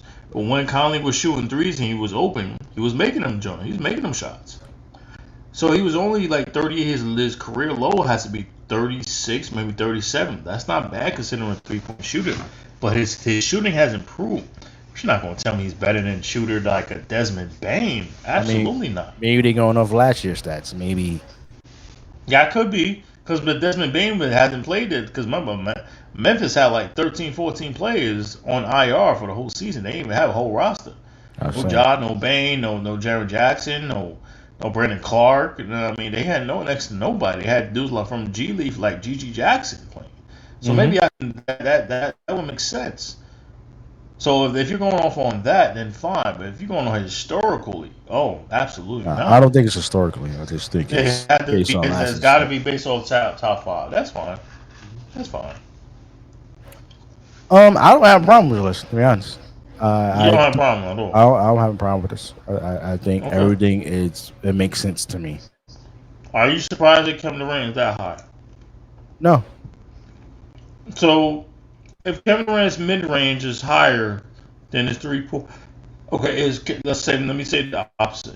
If KD's mid-range game is not at least 99, but his 3-point percentage is higher, or his 3-point rating is higher than his mid-range, you would have a problem with that, correct? No, because Kevin Durant shoots more threes than he does mid-range. Absolutely not. At this point in his career, he shoots more mid-range than threes. I'm talking about last season. Last season, that's exactly what I'm talking about. KD has shot more 2-pointers mid-range because he's unstoppable as a mid-range shooter. Right now, there's nobody who's a better mid-range shooter than KD. I agree with you on mid-range shooter. And that is no disrespect to DeMar DeRozan. None whatsoever. DeMar DeRozan, to me, is number 2 in mid-range. Brunson is there. Booker is there. There are great mid-range shooters today. The mid-range is back. Kyrie is there also. Nobody's better in the mid-range right now than KD. KD shot a higher 3-point percentage last season. Okay. I mean, that could be the reason why he's top. That could be the reason why he's top 3. Okay. No problem. Shot a higher percentage. I'm not talking about historically. I'm just talking about what he did last year. That's why Grayson Allen's number 2. Grayson Allen, yeah, because he shot the clip off that. That's what I'm saying. I believe was he 40? Was he a 40? He's in the 40s. 90? He's 40. Was it 40-40-90? 40-40-90, right? Yeah, 44 something. Yeah. Okay. 40-40-90. That's pretty good. That was a good. You know what?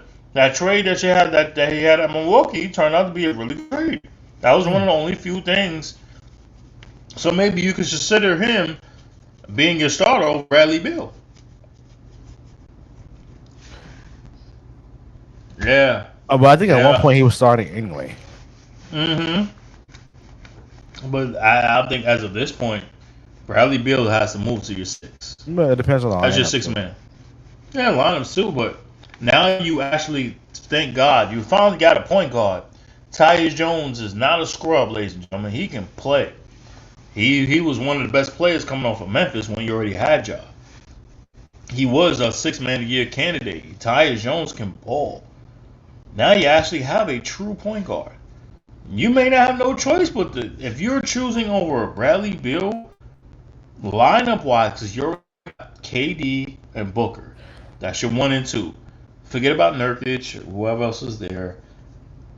Okay. Moving on. You're not going to have that. You got to have this dude come off the bench. I'm just saying to help Phoenix-wise. That's what I'm saying. We don't want any Knicks expertise, sir. Top 10 current players. Such a hater. Go ahead. Coming in number 10 with a 95 rating is Anthony Edwards. Number 9, Stephen Curry with a 95 rating. Number 8, Jason Tatum with a 96 rating. Number 7, LeBron James with a 96 rating. Number 6, KD with a 96 rating. Number 5, Say it. Say it. Say it. the Cheetah. Say it. No. What's the man's full name? Say it correctly. The cheater, No. Giannis. It's a Oh my God. Podanko, whatever his damn name is. Say it. Atentacumpo. That's his name. Yeah, it means cheater in Oh my African. God. Okay. Oh my God. Number 4, we got SGA with a 97 rating. Number 3, we got Luka Doncic with a 97 rating. Number 2, we got Joel Embiid with a 98 rating. And number 1, if you will, we got the Joker, Nikola Jokic, with a 98 rating. Mr. Wilson, do you agree with this top 10 list? Top 10 is fine. As long as my man Brunson is creeping into that 95. I have no problem with that. Oh, nobody cares about yours. Watch your mouth. Watch your mouth. I care. I care. I ain't watching. You ain't gotta watch it. You gonna listen to what I say. Brunson should be 95, but I have no problem with 94. All right, but that list is absolutely correct. Let's do the WNBA since they're part of this game. Oh yeah. Top 10 WNBA players. Here we go. Number 10, Satu Sabali from Dallas. Powerful from Dallas is 91. Yep. Jackie Young comes in at 92 at number 9. Number 8, we got Nakia Akumake from Seattle. Yes. What is that? 92 rating. Number 7, we got Sabrina. What's her last name? Ionescu. Yes. From the Liberty, we got a 92. We got Ellen Donna, or whatever. Ella Don. At a 92. She's a legend. I agree. Number 5, we got Brittany Garner with 94 rating at number 5. We've got Alyssa Thomas from Connecticut is rating at a 95 at number 4. Number 3, we got Napkisa Collier. Collier at a 95. Number 2, we got Brianna Stewart at 97 from the Liberty. And number 1, my boo, my future wife, AJ Wilson from the Aces, Las Vegas Aces at a 99, if you will. Oh, she's 99. You better be a 99. The best player in the damn league. I was just about to say, as long as if AJ Wilson was not number 1 at 99, we have a problem. There was no question. This list is fine. List is fine. Okay. That list is perfect. I have no problem with that list. That's a perfect list. Those are the top 10 best players in the league. I understand some people will say, "Oh, where's Diana Taurasi? She's 41 years old. She probably rated 86 or 87. That's not a problem." Caitlin Clark, she's only a rookie. Angel Reese, only a rookie. And the next year or two, those two names will probably be on the top 2, top 3 list because of how dominant they are. Cameron Brink will probably be there down the line as well. However, that list is perfect. Good question. Is Aaliyah Boston on that list? No. She's not on the top 10 list, though. What about Jaquel Jones? She's a pretty good player too. I don't think she might be on that list. She's not on the top 10 list, no. Okay. All right, but that list is fine. That list is perfectly fine. Yeah, I don't have no problem with that list. As long as Angel Wilson was a 98, if she was a 98 on that, the fact they gave her a 99 is that just shows that means she's the best basketball player in 2K because she's rated higher than Jokic and Embiid. It's also the best player in the 2K. No, I would say she's the best in 2K when it comes to WNBA. I mean, she's rated higher than Jokic and Embiid. Sir, it's two different leagues, sir. I don't care. I don't care. Asia Wilson is one of the I best love Asia Wilson, but ballers. she would not be a 99 rating playing in the NBA. Let's keep it 100. Well, you said the same thing about Charlotte Flair, and her ass ain't good either. So I you ain't know what? say It don't even anything matter. about. I ain't say anything about no Charlotte I'm Flair. sorry. Charlotte Flair had Sorry. nothing to do with this I'm conversation. sorry. But I'm Charlotte sorry. Flair I'm should sorry. be a 99 in every Oh, damn because you 2K. said you just Every said damn that 2K. was your boo. You just said that was your boo. That is first So now of you all. got First of all, that's my Asia's your wife. boo. No, I'm sorry. I'm Charlotte sorry. Flair It's is my different. wife. Get it It's straight, different. sir. I'm sorry. Get I'm it sorry. straight. I'm sorry. I don't want to come AJ between enemy Wilson lines. is I'm my sorry. boo. I'm sorry. Wife, boo, two different things, sir. Watch your mouth. All I right. wouldn't know. I wouldn't know. I just got a wife. Yeah. Hi, baby. How you doing? I miss you. Shout out to my lovely, beautiful wife. You know, I gotta get a shout out. Whatever. Anyway, moving on to Madden. Madden Yeah, 25. Madden 25, if you will. We got the top 15 players. Top Quarterbacks. Should we do quarterbacks? 15 players. Should we do quarterbacks? I want to do quarterbacks. I have issues when it comes to the quarterbacks. That's your problem, sir. We do the quarterbacks after we're done with this list, sir. Okay. All right, number 15. At a 97 rating from the San Francisco 49ers, the run-ups for the Super Bowl. Oh, I love wherever it is. Fred Warner comes in at a 97. Also for the same team. Hey, you lose, you lose. Okay, I want to hear it. Okay. Oh my God. George Kittle at number 14 rated as a 97. Zach Martin is rated at number 13. 97. Rating at a 97. Chris Jones, 97 at number 12. Number 11, TJ Watt with a 97 rating. Number 10, Jesse Bates III at a 97 from the Falcons. Number 9, Micah Parsons, 98 from the Cowboys. Whatever. Oh, Jesus. People know what I'm talking about. Number 8, Myles Garrett at 98 rating from the Browns. Justin Jefferson comes in at number 7 with a 98 from the Vikings. Number 6, Lamar Jackson, Mr. No Show Up in the playoffs, is rated at a 98. Will you just say the numbers without all the personal problems, man? Will you stop? Excuse me. Will you stop already? You didn't show You're doing up. a horrible job right now. Anyway, number 5, Trent Williams from the losing 49ers is at a 99. Tyreek Hill, the best wide receiver in the game right now for the Miami Dolphins, a 94 is a 99. Who is an ex-Chief, by the way. Number 3, Travis Kelce from Death Row, Kansas City Chiefs, Chief Kingdom, rated at a 99, part of the 99 club, if you will. I don't know. He came at 99, but Christian McCaffrey is from the losing 49ers is a 99. And number one, leave me some hand claps. We got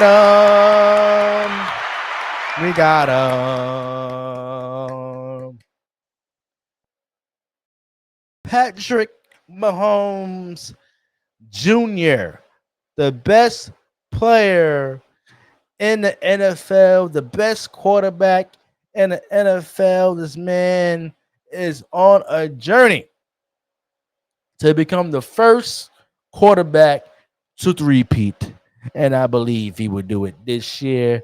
Give it up for Patrick Mahomes Jr. We got Mr. Wilson.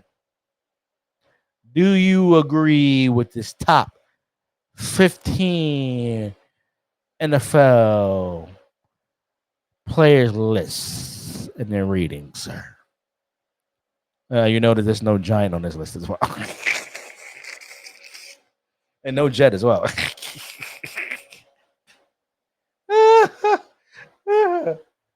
Oh yeah, no Buffalo Bill either. If you want to count them in New York, you want to count them. All right.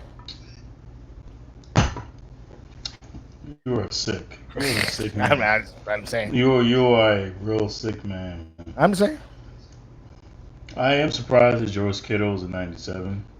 I would probably prefer a 95 or 94. That's just me. Disrespectful. It's not disrespectful. Top two quarterback. He's top two tight end, sir. He wasn't healthy. Health is a problem, an issue. He made it to the Super Bowl, sir. Yeah, and wasn't there in the Super Bowl. He was there just to be there. That's no disrespect. Did he caught a touchdown? Did he catch a touchdown in the Super Bowl? Oh no. That was somebody else. That's somebody else. The list is fine. Mm-hmm. I would prefer Mahomes being 98. Get the fuck out of here! What fucking warming up? Get out of here! I don't want to talk. Go ahead, man. Just go, man. Just go, man. It's I do not disagree with this list. I totally agree, especially when it comes up to the top 4. Tyreek Hill, who's a former death row employee, get his money, get his bag. He got a ring with us already. Travis Kelce, another member of the 99 Club, if you will. I don't agree with Christian McCaffrey being 99. I'll take that back. I'll take that back. Excuse me. No, I'm sorry. Take what I don't back? mean that. Travis Kelce should not be in 99. Why? Just thought about it. Why? I just thought about it. That man had more drops than any tight end this season, any wide receiver than this season. Regular season, sir. I don't give a damn. Regular season count. That counts. What happened in the Super Bowl? He had a lot of drops. What happened in the Super Bowl? Man, we don't care about Super Bowl. Super Bowl don't count? Super Bowl don't count now? So the most important event all year for football doesn't count now. Okay, it doesn't count. Okay, how's your performance? How's your performance in the Super Bowl? Let's talk about that. He's better than George Kittle, I'll tell you that. Well, I believe it's the number 2 tight end in the league, who deserves to be a 97. No, it's just your disrespect against my Kansas City Chief, a.k.a. Death Row Records. You're going to show some respect, sir. You're going to show some respect. Go ahead. You're going to show some respect. I don't believe Christian McCaffrey should be number 2. Nope. He's not a 99 to me. What? I said it. Who? I said What'd you just say? I said Christian McCaffrey is not a 99 rating. He's not. He's on the cover. Show some damn respect. It doesn't matter. Oh, my. So who's you want to cover then? Excuse me? Who's you want to cover? Pat Mahomes. He was just on the cover last year. I don't care. We got him. No. We got another Super Bowl champion, sir. I guess so. Pat Mahomes deserves to be on his own cover, sir. He's on the cover of last year. No, he wasn't. He was on the cover. No, he wasn't. No, he wasn't. It was Josh Allen. Not last year. The year before. That was Brady. That was Brady and Pat Mahomes. Well, we don't care about them old geezers. First of all, watch him out. Watch him out about to go. Pat Mahomes in his own cover by himself. And it was the perfect year to do that. Still hating so. All right, let's do the top.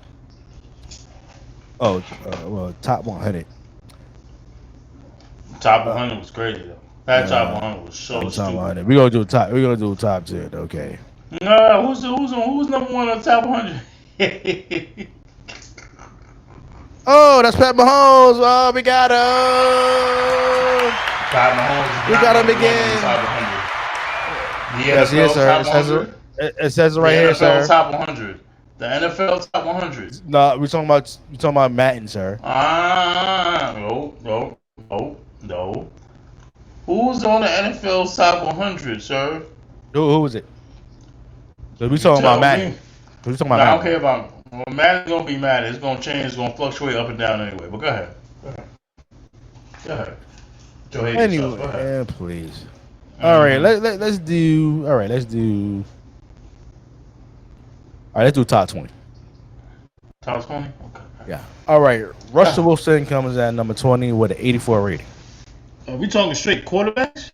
Straight quarterbacks. Just the list you want to go Okay. Wait, what's with 84? Wow. 84 rating at number 20. Number 19, Mm-hmm. Trevor Lawrence, 85 rating. This is weird. Cal Murray is at number 18, but is rated at 80. But he's above Trevor Lawrence and Russell Wilson. How does that make any sense? Oh, I got more. But go ahead. Oh, wait, hold on. What does this red and green mean? All right. Red and green. Yeah, you see, like, I guess the red is if they going up or down on their rating from last year. it doesn't say up and down. Oh, he went from a 77 to an 80. Okay, I got you. Who are you referring to? Kyler Murray. Yeah, he had to go down. Was he on the red? Or was he on the yellow? Or was it the green? No, he was like on like a yellow. So he was 77 Yeah, last so he year. was mid tier. Yeah, so he's up to 80 now. Okay, we got him. Geno Smith, former Jet and Giant. Rated last year as a 78. This year he's an 82. Comes in at number 17. Number 16, Baker Mayfield was rated at 79, if you will. And now he's an 82. How? CJ Stroud was rated 81, but he's also rated at 81. How? Go ahead. Because that's where it starts for me. That's where it starts for me. Rated at 81 last year, and this year he's at 83. Number 13, Jared Goff was rated at 82 last year, but this year he's at 80. Number 12, Matthew Stafford was rated at 83 last year, and this year he's at 79. Number 11, Aaron Rodgers, rated at 83 last year. This year he's at 81. Number 10, Kirk Cousins was rated at 84 last year, and this year he's at 77. How? Oh, okay. Number 9, You sure that's correct? Brock Purdy was rated at 85 last year, and this year he's at 80. Well, that's what happened to the GOAT. Shut up. Just stop talking. Pat Mahomes. Did that. You sure that's correct? You sure you're reading that correct? Because the first yeah. number is their rating. The first number is their rating. The one to the left. The first number to the left is the overall. So what's the GEN mean? GEN? I think it's like gen or next gen. Basically different consoles. The previous Xbox, regular gen, new gen. Did it get worse then? All right, let's start this over. Russell Wilson is rated, overall rating is a 76. Trevor Lawrence is 77 at number 19. Number 18, Kyle Murray is a 77. Geno Smith is a 78. Baker Mayfield is a 79. Number 15, CJ Stroud is a 81. Jordan Love is an 81. Jared Goff is an 82. Matthew Stafford is an 83. Aaron Rodgers at number 11 is an 83. Kirk Cousins is an 84. Brock Purdy is an 85. Jalen Hurts is an 86. At number 8. Number 7, Justin Herbert, who should be at number 20. Watch your mouth. Watch your mouth. Watch your mouth, sir. That bum is an 87. Watch your mouth, sir. Tua at number 6 is an 88. Top 5. Wow. Dak Prescott is a 90. Josh Allen is a 92. Joe Burrow is a 93. Number 2 slot goes to Lamar Jackson at a 98. And ladies and gentlemen, we got him again. Death Row is in the house, baby. Death Row in the house. Will you stop Patrick already? Mahomes Jr. At number 1 with a 99. Mr. Wilson, do you agree with this top 20 quarterback Madden reading, if you will? This list is freaking trash. This list is freaking trash. I'm going to start at the bottom. There is no freaking way There's no freaking way that C.J. Stroud is an 81. That is blasphemous. That is disrespectful. That is a problem. This young brother balled out all year long. Was a top quarterback. Half of the year was unexpected, but by toward the end of the year, we saw how good C.J. Stroud was. He was better at times, even with Patrick Mahomes at the helm. That's right, I said it. He was better than Patrick Mahomes for a couple of weeks. Jordan Love is higher than the 81. Disrespectful. You gonna sit around and tell me that he was better than what? Excuse me, better than Baker Mayfield? Better than Baker Mayfield? Better than Josh Allen, who had a couple of games this season with 3-4 interceptions in a freaking game? Hell no. Jared Goff, who led the Detroit Lions to the NFC Championship. I'm sorry, the Detroit Lions to the NFC Championship for the first time since 1960? The 60s. I don't care if it's against San Francisco. The Detroit Lions are one of the best teams in the NFL or in the NFC. Jared Goff was a big part of that reason. And all he gets is an 82. Was an 81. That is flat out disrespectful. Trevor Lawrence is not that good of a quarterback. Trevor Lawrence is on the same equivalent as the Daniel Jones. And the fact that he got all this damn money says a whole lot about the Jacksonville Jaguars right now. Trevor Lawrence, ever since he came out of Clemson, has been mediocre. That's right, I said it. He could be a lot better, but he has been mediocre. Trevor Lawrence has been garbage. Trash. He needs to improve. He is not the best quarterback in the NFC South. Ooh. After Trevor Lawrence. There's no way Trevor Lawrence is not. How is Trevor Lawrence better than C.J. Stroud? How? What C.J. Stroud? C.J. Stroud was one of the best quarterbacks in the league last year. Was he not, Jeff? Was he not? Oh, he absolutely was. Well, C.J. Stroud is higher. He's an 81. Okay, yeah. He's higher. But how the hell is Trevor Lawrence up there as a top quarterback? Ain't no way. I'm sorry. That's wrong. He's the top 20 quarterback. That's disrespectful. I'm sorry. C.J. Stroud's at 15. He's at 81. C.J. Stroud is the 81. He was better than half the quarterback. He was better than Joe Burrow, who didn't play half the year last year. Did we gonna forget about Joe Burrow not even finishes the season? Are we gonna forget about that? No. Are we gonna forget about fault. Brock Purdy's? No. That's nothing to do with me. That's us. How I gotta do with me? Go ahead. Because every time you say some blasphemous stuff out your mouth, somebody get hurt. I said Jamar Chase. I said nothing about Joe Burrow. I said Jamar Chase. You have it? You have it? I have not. Oh, you got clips. You got clips now. You got clips. Yeah, you're damn right. You're damn right. I'll make a whole show of you double backing on what you saying. You wasn't praising Joe Burrow coming in last season? You wasn't praising him? I did.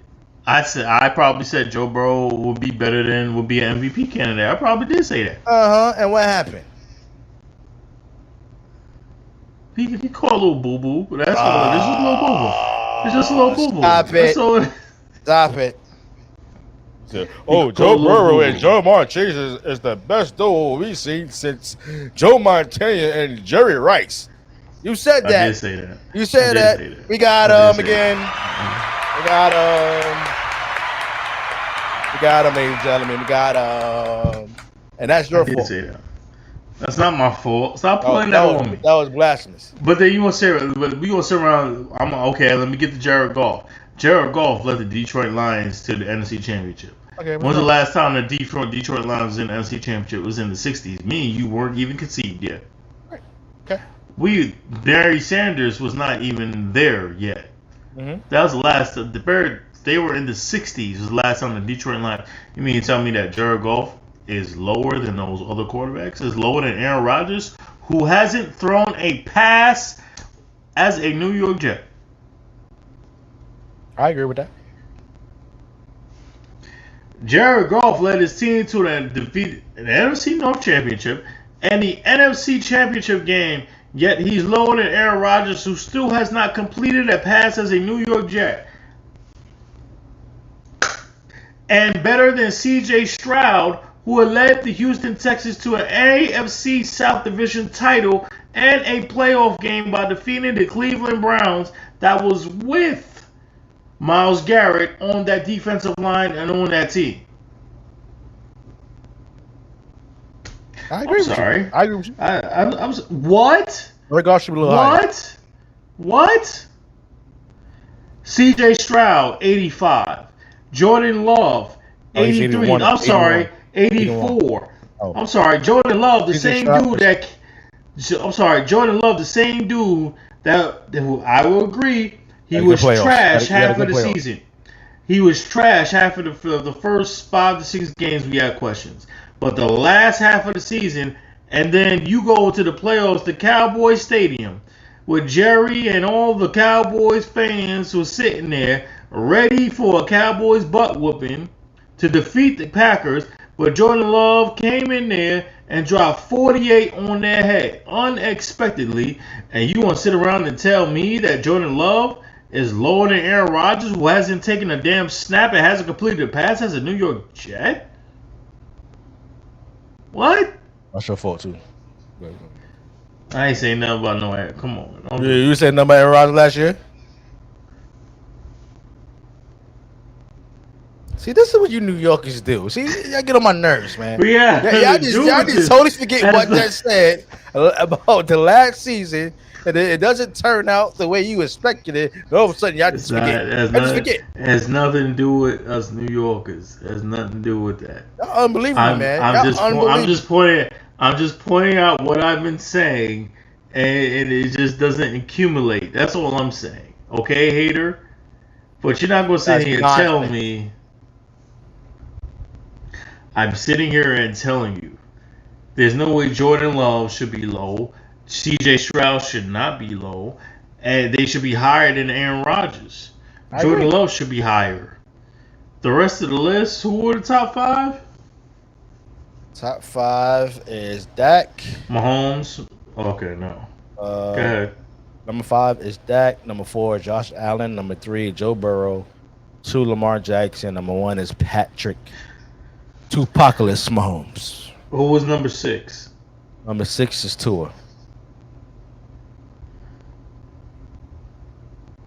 All right, that list is fine. Who should be out of the top 10 is damn Justin Herbert with his non-prosperous self. Watch your mouth. I ain't watching nothing. That man has done completely nothing.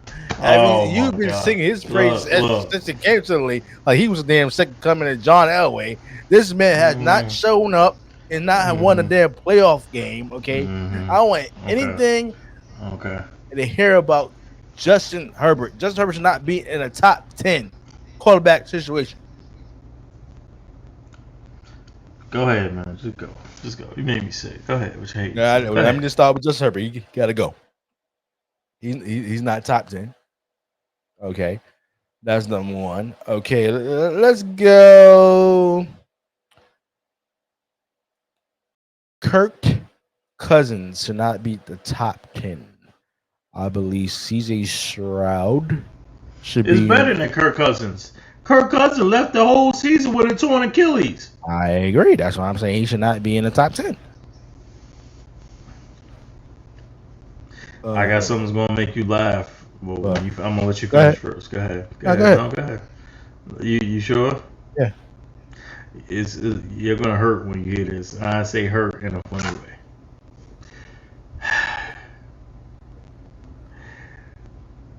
Fingers on the button. Out of the top 32 quarterbacks that are in the league, Daniel Jones is not on the top 32 quarterbacks list. Oh, let's see where he ranked on the 100 though. Where is this guy?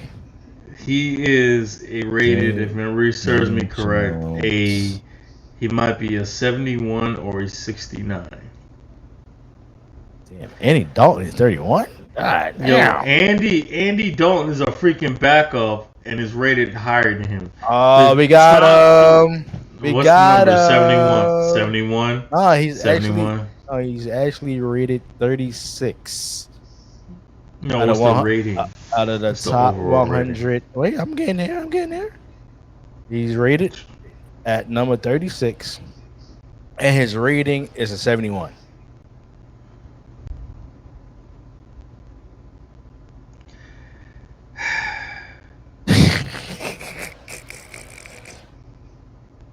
It's gonna be. This is what I do. But go ahead. You can have it. No, you're absolutely right. You're absolutely right. You can have it. I ain't got nothing to say. Yeah, I get where I deserve. That just keep it real. The Giants get what they deserve when it comes to Daniel Jones, because the man had one good season out of the last 3 or 4 before that. You forced Eli Manning out, who got you two damn championships, who had been mediocre his whole damn career. His only claim to fame is beating Tom Brady. Oh, excuse me, his defense beating Tom Brady. Now all of a sudden, he's a first ballot Hall of Famer. Oh, please. Eli Manning deserve better the way y'all treated him. We talking about Daniel Jones. We I'm talking about getting Eli Manning. That's for I'm getting Eli there. Manning. I'm I'm getting saying there. it right now, ladies and gentlemen. First ballot Hall of Fame in 2025. I don't care what this brother is. You gotta wait first ballot. You gotta wait a couple years. We have a bet, ladies and gentlemen. We have a bet in place. So when my brother to a mother, he loses his bet. You know why he's gonna lose his bet? Because Eli Manning is a first ballot and will be a first ballot Hall of Famer. If Eli Manning goes in a Hall of Fame before Barry Bonds, I don't trust the system. Ooh. That's. I'll up the ante if he goes in before Pete Rose. That's a problem too. That's blasphemous. But it's gonna happen. It's gonna happen. It ain't gonna happen. Why ain't gonna happen? Why ain't gonna happen? Eli's gonna get in before. Before Pete Rose and Barry Bonds. Yeah, Absolutely. I'd be disrespectful. No, that's all right. I'm cool with that. Eli's never cheated the game. Because he's a damn giant. That's why. Oh, watch him out, because he beat Tom Brady, that so-called Brady. He didn't beat Tom Brady, sir. I'm sorry. Was he the quarterback? Mike Shanahan, Justin Tuck, OC, and the crew beat Tom Brady. Okay, who's the quarterback? Who's the quarterback? It doesn't matter who's the quarterback. He didn't do anything. No. He didn't do anything. Who led the game-winning drive? Which Super Bowl you talking about? It don't matter. Who led both of them? Who led the game-winning drive? Sir. No. Answer the question. Who led the game-winning drive? Who led the game-winning drive? Yes, sir. Meaning, listen to what I'm saying. Meaning you have to score, right?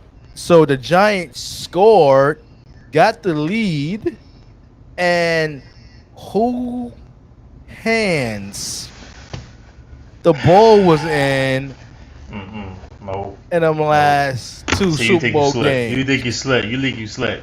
When I say had the lead, I'm talking about took the lead under a very particular point in the game when the team was down. We're saying the same thing. When they were down. It ain't the same thing. It ain't the same thing. It's the same thing. Different. That's taking the lead. No, it ain't the same thing. No, it ain't taking. We took got the lead football for the game-winning drive. Game-winning drive. Yeah. But who had the football? The quarterback? Eli Manning. But in those two games, that was a part. which hands the football was in for y'all to win that game? So you don't want to talk about that. Okay. No, it was a quarterback. Excuse me. It was Tom Brady offense who had the last chance to score. See, this is what you Giants fans don't want to talk about. Okay. And who was on defense? The Giants. They got pressure on Brady. And they lost both of them Super Bowls. That's it. Who's the guy that gave him that lead though? It wasn't Eli Manning. He wasn't playing defense. What? Who's the guy that gave him that lead? Yeah, the offense had to drive and get that game-winning touchdown. Who caught that game-winning touchdown? pass. Was that not Plexico Burris? Who threw him that ball, sir? I'm talking about the second Super Bowl. I'm talking about the first. I don't give it. Don't matter. That was the first one. That was the first one. Mario Manningham was the second one. David Tyree was the first one with the lucky. You called the lucky. Oh, so which one is it? Is it David Tyree or is it Burgos? It don't matter. They all won the same together because they got the same quarterback. It don't even matter. Unbelievable. It don't matter. The fact that the matter is refuse the Giants defense. Go ahead. The Giants defense came through for y'all, and that's the only reason why y'all won 2 damn Super Bowls. That's it. It wasn't all Eli. It wasn't Eli Manning because I didn't say it was all Eli. Eli Manning don't play no defense. He don't play defense. Who threw the ball? He was on the bench. Who got the ball in the position? Who made the precision passes when the time mattered? Who has a better playoff percentage and a playoff winning percentage than he does in the regular season? Eli Manning. That is why, as much as you want to hate, I said who has a better playoff percentage than regular season percentage. Winning on a winning drive? It's Tom Brady. I'm not talking winning drive. Oh, I'm talking about who you just broke up a winning drive. Oh, we got That's not what I said. I said who has a better playoff percentage than regular season percentage. That would be Eli Manning. In NFL history, that would be Eli Manning. Are you talking about offensively? Offensively, he's only offense. Eli don't play no defense. Offensively in what? See, I like how you trying to set you up. See how it is, ladies and gentlemen. I'm asking the question. Refuse to believe. What's the question? Go ahead. You saying Eli? You saying who has the better percentage? Eli has a better playoff record and percentage. Who? Winning percentage than he has during the season. Because in the season, career-wise, he is 500. Even 500. He is a better playoff. You know that's borderline. You know that. That's not 500. But if you're a 500 team, you're borderline. Ain't you the one that says this? Does the Super Bowl matter? Yes or no? Yes, it does. Okay. So who led them to the Super Bowl? Who Eli led Manning. them to beat Dallas in 2007? Who led them to beat Green Bay in the cold weather? Who led them to beat San Francisco?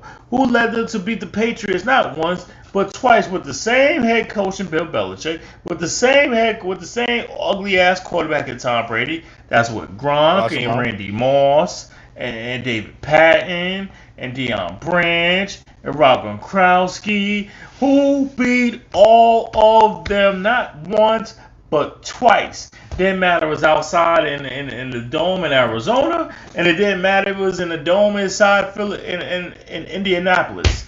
It didn't matter if it was Mario Manningham to David Tyree to Jeremy Shockey to Mel Bradshaw. It did Victor Cruz. It don't matter. You know why? Because it was the quarterback that did the damn job. He did what he was supposed to do. He did the job he was supposed to do. So it was Eli Manning playing defense, man? It was Eli Manning playing defense, man? Nope. So how did Eli Manning get pressure on Patriots? How did he do that? He ain't get no pressure. He ain't need no pressure. How did Eli Manning get pressure on the Patriots? How did he do that? He wasn't playing no defense. What we talking about here? Everybody knows Michael Strahan and the boys.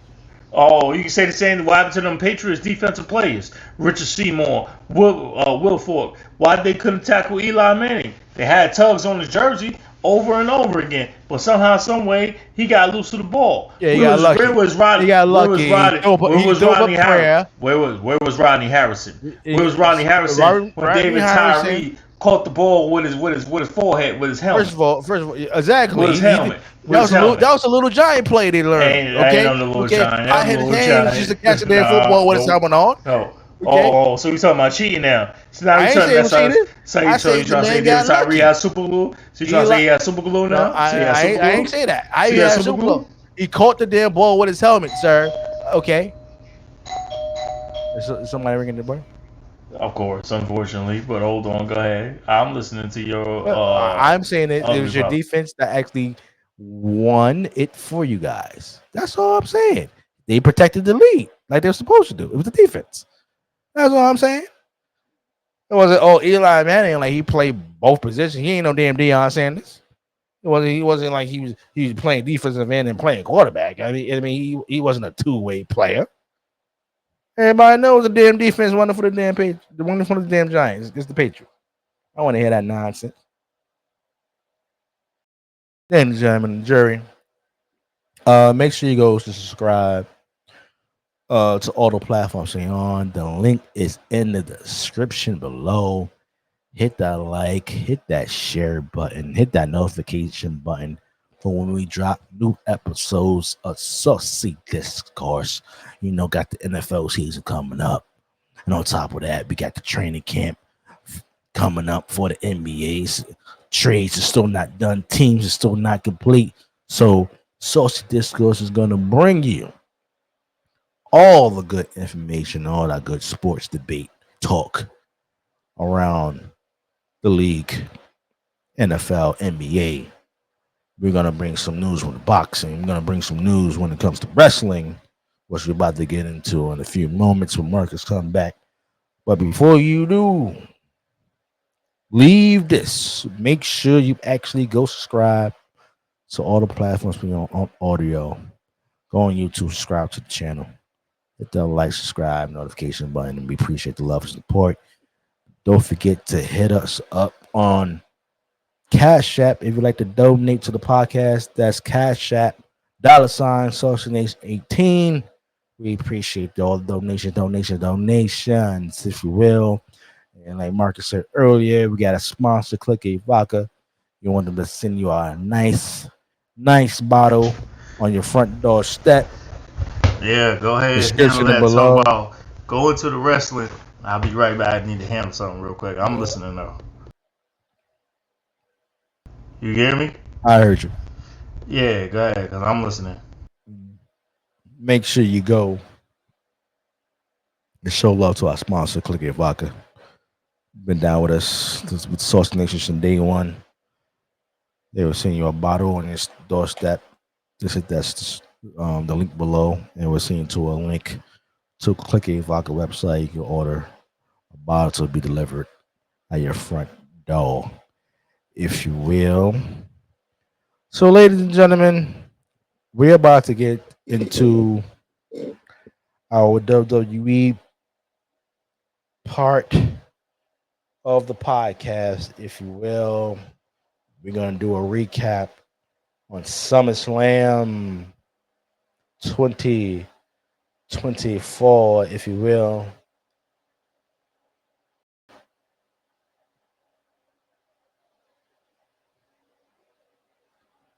All right, let me pull this up for you guys. Let's get the results.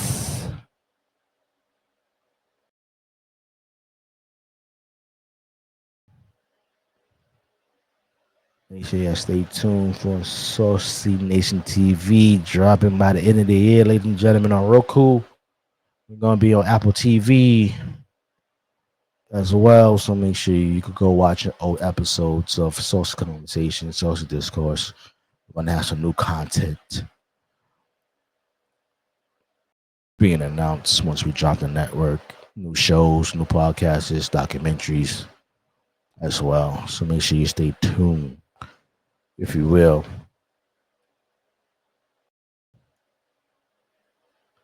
All right.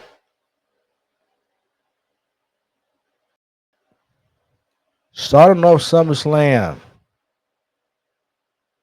we had Liv Morgan defending the world's women heavyweight championship against Rhea Ripley. To me, it wasn't a shocking ending, but to most it was. The overall match, I give it like around a 7 or 8. It was very predictable. As you may not, if you do know, you know what happened. If not, I'm just tell you. So Rhea Ripley loses to Liv Morgan. These are the reasons. Dominic Mysterio turned his back on Rhea Ripley. He made it seem the whole time he had her back. But how it ended was Rhea went to get a chair to hit Liv with. Dominic was like, "No, Liv, you can't. No, Rhea, you can't do this. You're gonna get disqualified. You need to bring the title back to the Judgment Day." So he winds up taking the chair.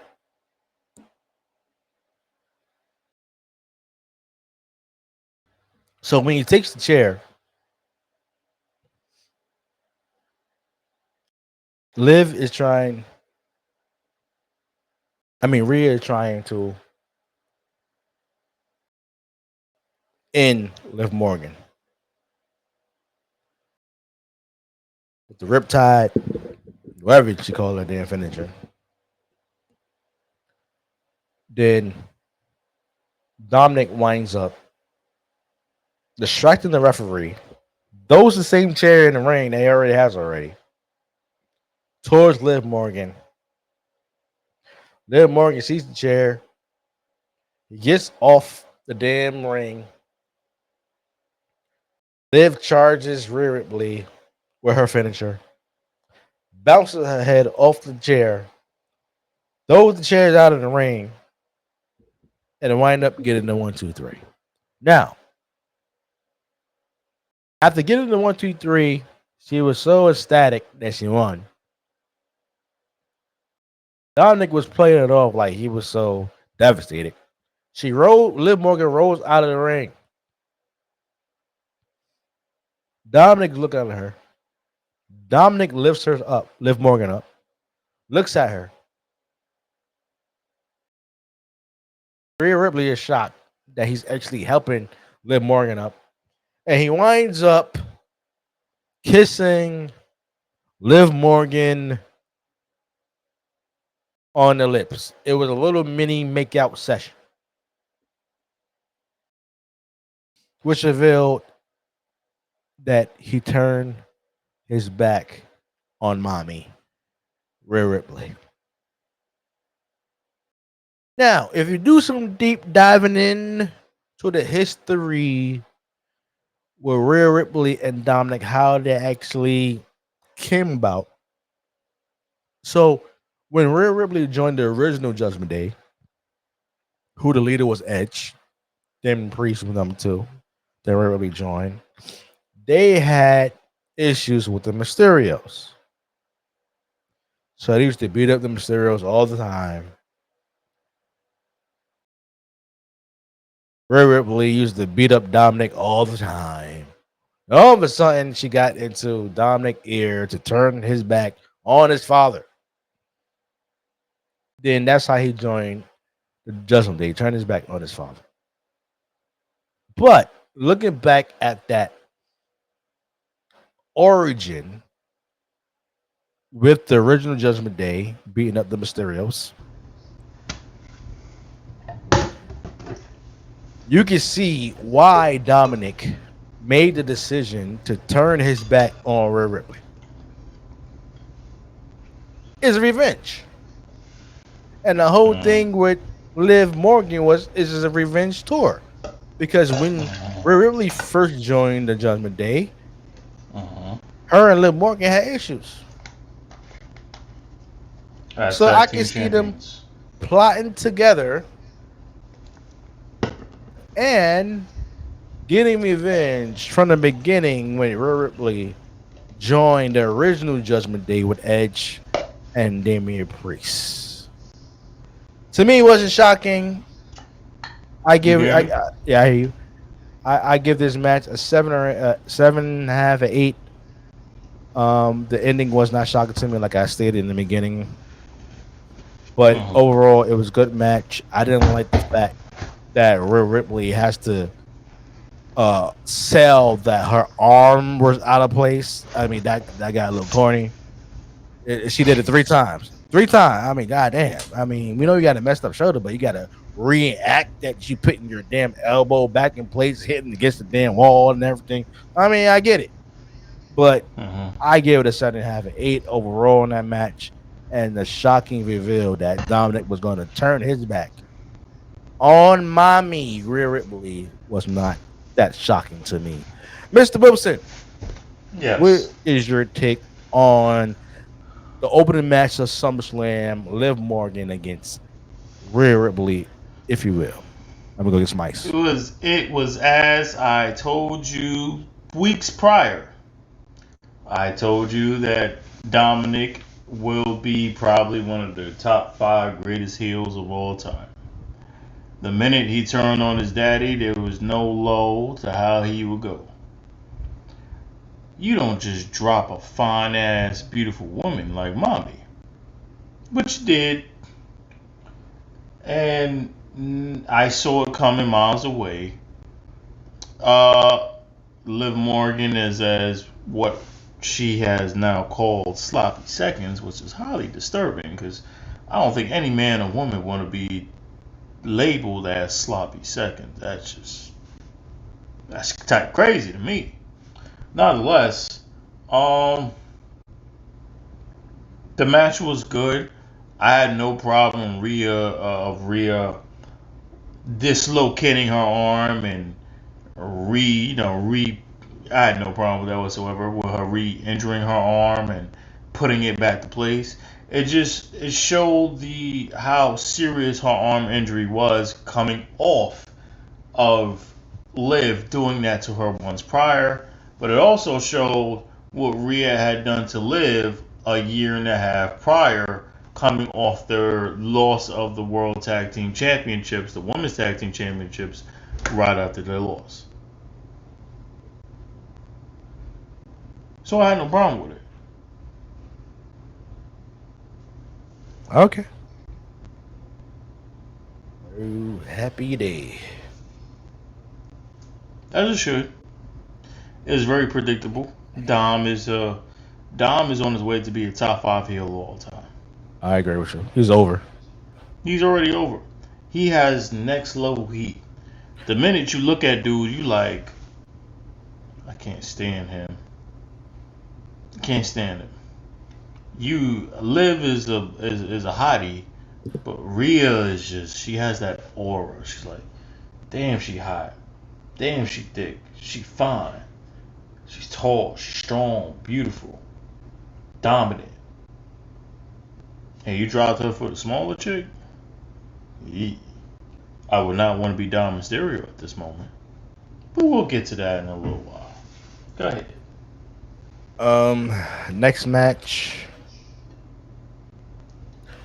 Sami Zayn versus Braun Breaker versus Braun Steiner, what's I call him? I hate that the word breaker. I hate that last name. But anyway, Braun Breaker is the new IC champion, Intercontinental champion of the world, defeating Sami Zayn. I give this match personally, I gave it also an 8. I did think that Braun going into this was the most dominant wrestler. He has shown that he's a future world champion. He's a workhorse, which is what the IC title is all about, being a workhorse. You come from one of the greatest wrestling families of all time. You look like your father, but you sound like your uncle, which is amazing to me. It's amazing. Extremely. You look just like you look just like his father, but you sound like his uncle. It's crazy. Right. I mean, you adopted some moves. You show some tribute to, your uncle and your father. I think Braun Breaker was actually made for this business. He's the future world champion. He deserved this IC title. Right. And I'm just excited in the future of what Braun Breaker is going to bring to the WWE. As for Sami Zayn, I didn't think he was going to retain the title anyway. I think they're going to move towards him teaming up with Jay for the tag titles. The Raw World Tag titles, and I seen them leaning that way, and also going into the Bloodline storyline, That's exactly where I was going. if you That's will. exactly where I was going. Um, That's exactly where I was going. go ahead. This was for me out of their now we can say 3 clashes because they just had a great 2 out of 3 falls match on Raw this past Monday. This was their lesser matches. I would give it more of a 6.5 because out of all the matches that happened in SummerSlam, this was the more predictable because of the fact that people thought that Braun should have run it at one Money in the Bank, but I agree with the fact that it was just too soon for him. And the fact that the match only lasted 5 minutes at SummerSlam, knowing that who Sami Zayn defeated to take the belt off of Gunther, that is now at the time the longest reigning Intercontinental Champion to now the current World Heavyweight Champion. I would think that the match would have lasted a little bit longer. So the fact that it only lasted about 5 to 7 minutes was a little disappointing, but I understood because of the impressive card that SummerSlam had this year. I just felt it could have went a little bit longer. But considering who you're in the ring against, Braun Breaker, I believe the one thing WWE has to do, and this is personally for me, you need to establish if he's a heel or face. That's the only thing. He may approach the ass whoopings as a heel, but when you're sitting around calling out a certain city or a town that you're in on Raw and everybody's barking left and right, he sounds like a face. A badass face. That's my only thing with Braun going forward. Is he your face or is he your heel? I think it's okay to have a tweener because all the top baby faces at some point in their career have been tweeners. Tweeners, ladies and gentlemen, if you don't understand the word tweener is, half the crowd cheers for you, half the crowd boos for you. Case in point, there was a point in time, much as I love The Rock, he was getting cheered. Some were booing because of the fact they were tired of him being the world champion, the WWE champion. Same thing could be said for his cousin Roman Reigns. Because when Vince McMahon was pushing him to the moon to be the biggest babyface that we see now, it wasn't that case a couple of years ago. When you're pushing him to be a type of babyface that you felt sorry for. You're not gonna feel sorry for no Samoan babyface because it never existed. Because a Samoan babyface that you felt sorry for wasn't that type of person. You could tell me, alive or lost, that you felt sorry for. You didn't because it never existed because it's Samoan heritage. It never existed, and the fact that you had a Roman Reigns at that time, 15, 16, 17, 18, was Vince McMahon trying to portray a babyface was not working. John Cena, as Jeff likes to portray, he's not a fan of John Cena, only for one little instance, but that's neither here nor there. He is they're not a fan. Men can't stand John Cena. Women love John Cena and the kids. Tweener. Those tweeners exist. They need to figure out what they're going to do with Braun very soon before they go to Netflix. That's my only issue. Is he a face? Is he a heel? I love the fact that now, with the Gunther, the world champion, not being featured as your main event, you're featuring Braun Breaker and the Intercontinental Championship as your main event. That's perfectly fine. If you don't have Punk, Drew, Seth, Gunther, those 4 as your main event, or now Bronson Reed, that man should be your main event. And they're doing it perfectly. That is my only issue. However, This match was, I believe, the lesser amount of matches. The star power in terms, I say 8 out from 1 to 10. I give it a 6.5 because it was only 5 minutes. The last match lasted longer. The 2 out of 3 falls match this past Monday, Jeff, lasted longer than their SummerSlam match. My only concern. Other than that, I'm good. It was the only time but against it. And everything that you said about the Steiners, 1,000% correct. Yes, sir. Let's go next match. Logan Paul versus LA Knight for United States Championship.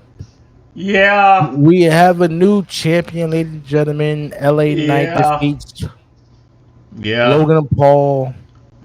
Me personally, I gave this match a 9. Ooh, what a lot of people don't actually talk about is how athletic is Logan Paul.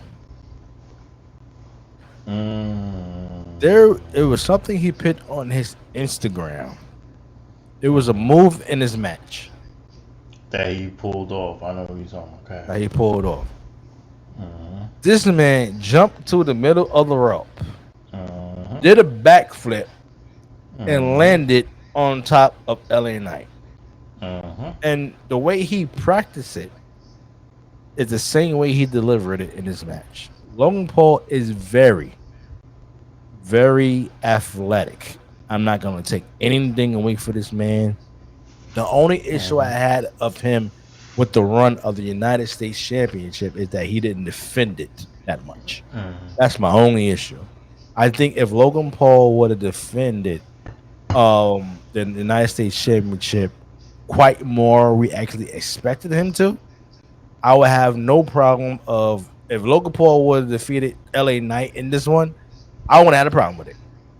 But just the fact that you're not there all the time, part-time, and LA Knight is who should have been a mid-card champion a year ago when he first popped off, I think there was the perfect moment to take a mid-level card champion and give it to LA Knight. LA Knight deserved to be United States champion.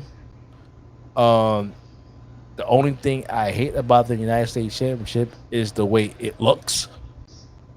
The current one?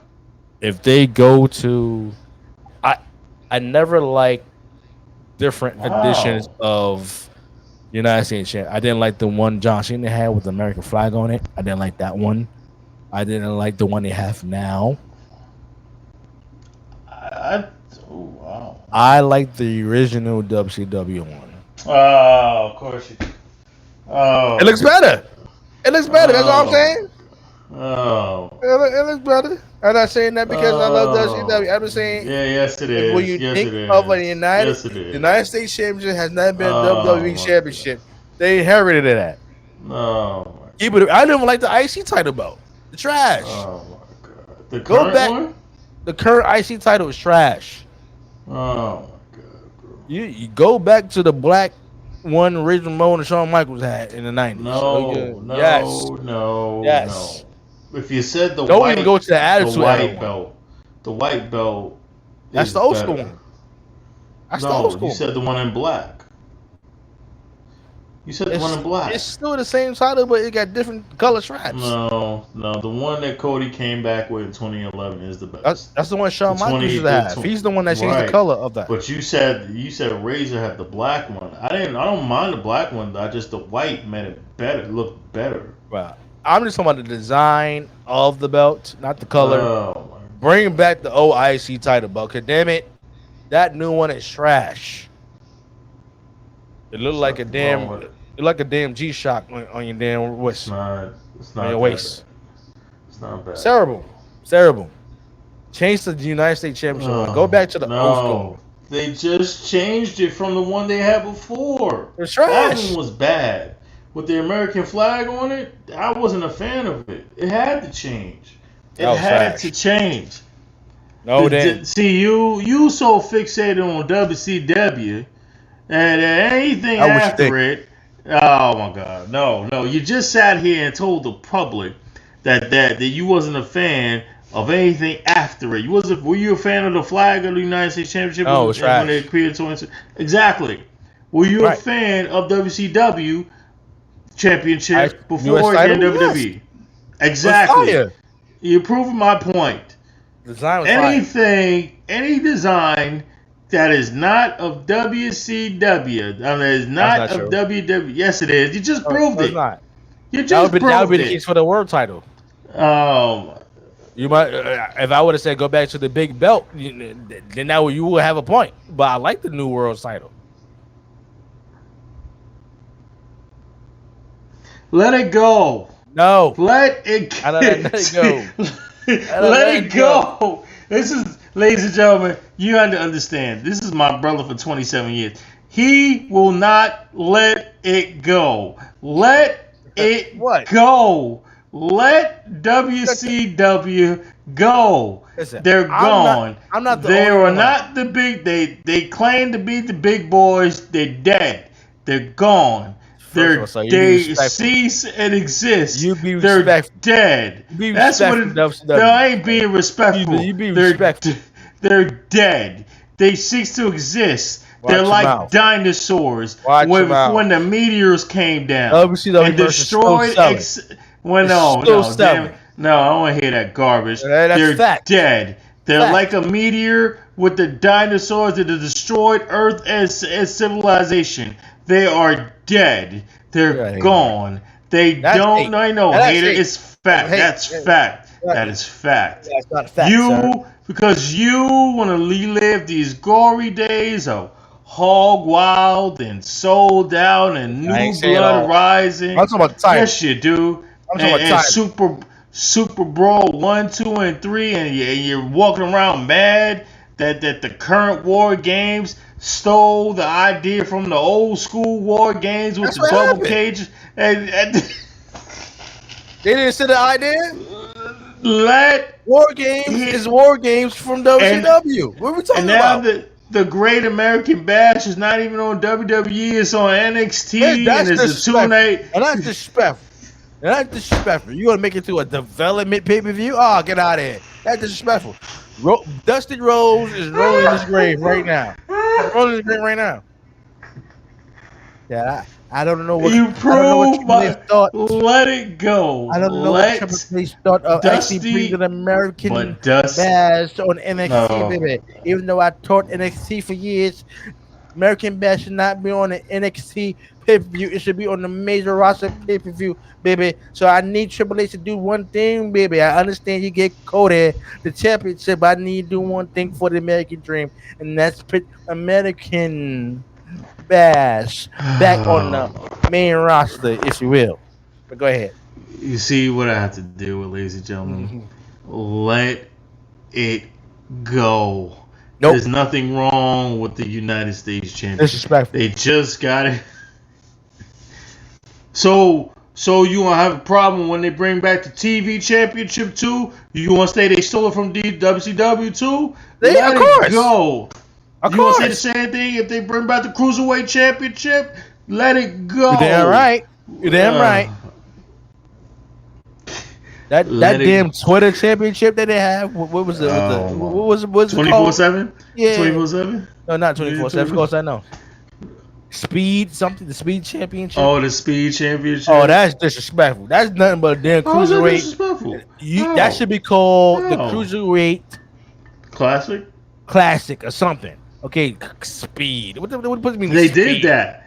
They did the Cruiserweight Classic. You can find it. No, I'm not talking about that whack ass. No, that was not whack. That was not whack. Enzo Amore and all them had. That was a whack. No. That was whack. We're not talking about 2018. We don't care about that. You're right. What we don't care talk about? We're talking about when they talking about had a actual Cruiserweight Classic back in 20. You talking about the tournament? The tournament. I'm talking about the belt. Okay, the belt, the purple belt. It was trash. It wasn't better than the original WCW one Rey Mysterio on the hat. You just want to admit it. You know it right. You know it right. Just let it go. I ain't letting that Just let it go. That's disrespectful. It's the United States. The U.S. title looks better than it does the previous. It's trash. That design is trash. The U.S. title and the IC title is trash. That's what I'm saying. But anyway, back to Go ahead with your hating self. Just go ahead. You're in your own plan on that. Listen, like I said, Logan Paul, if he would have defended the title more. Logan Paul is awesome. As much as of a disturbing, annoying heel that he is, he's awesome. So, what's so funny was not talked about is the comments he made about some Olympics person being a transgender, and the comments he made, I think it was a boxer or something. The boxer, a male being a female, or something like that. That was a week prior to the event. So who's to say if he doesn't make those comments that the championship doesn't change? We don't know for sure. We truly don't know. However, LA Knight is the right person. You get a full timer, a person that is popular on the roster, well deserved. Because if he would have went in there proclaiming months prior that he was destined to be champion and he doesn't become champion, it's not a good look.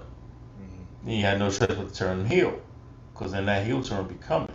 But since he's a popular face, especially on SmackDown, other than Roman and Cody, you don't have that third popular babyface. Now you do in LA Knight. That's something that you can build on. I'm sorry, not named Kevin Owens or Randy Orton. But now you have that type of babyface where you can depend upon. That's perfectly fine. Now you have a Santos Escobar. Now you have a Carmelo Hayes. Now you have Andrade. Now you just got 3 people, and if you include Logan Paul right back in that, you got 4 challengers right for that big-time mid-card title that can possibly elevate 1 or 2 of them to that next level that can challenge the Cody Rhodes for the World Championship. That's perfectly fine. That's the basis of the mid-card scene. Now, go ahead with your hating self. Anyway, since you don't like the title. Since you don't like the title. The title's trash.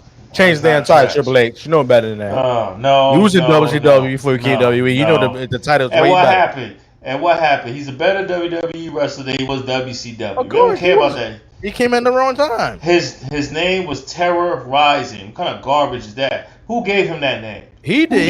He came up with the damn name. No, I don't want to hear that, man. It wasn't WCW creative. That was the power plant. That's what it was. Stop it. A lot of people came from that power plant. You watch them now. Anyway, next match, Bayley versus Nia Jax. Nia Jax defeating Bayley for the women's championship. Let me just say this. I'm happy Nia Jax got the title. I am too.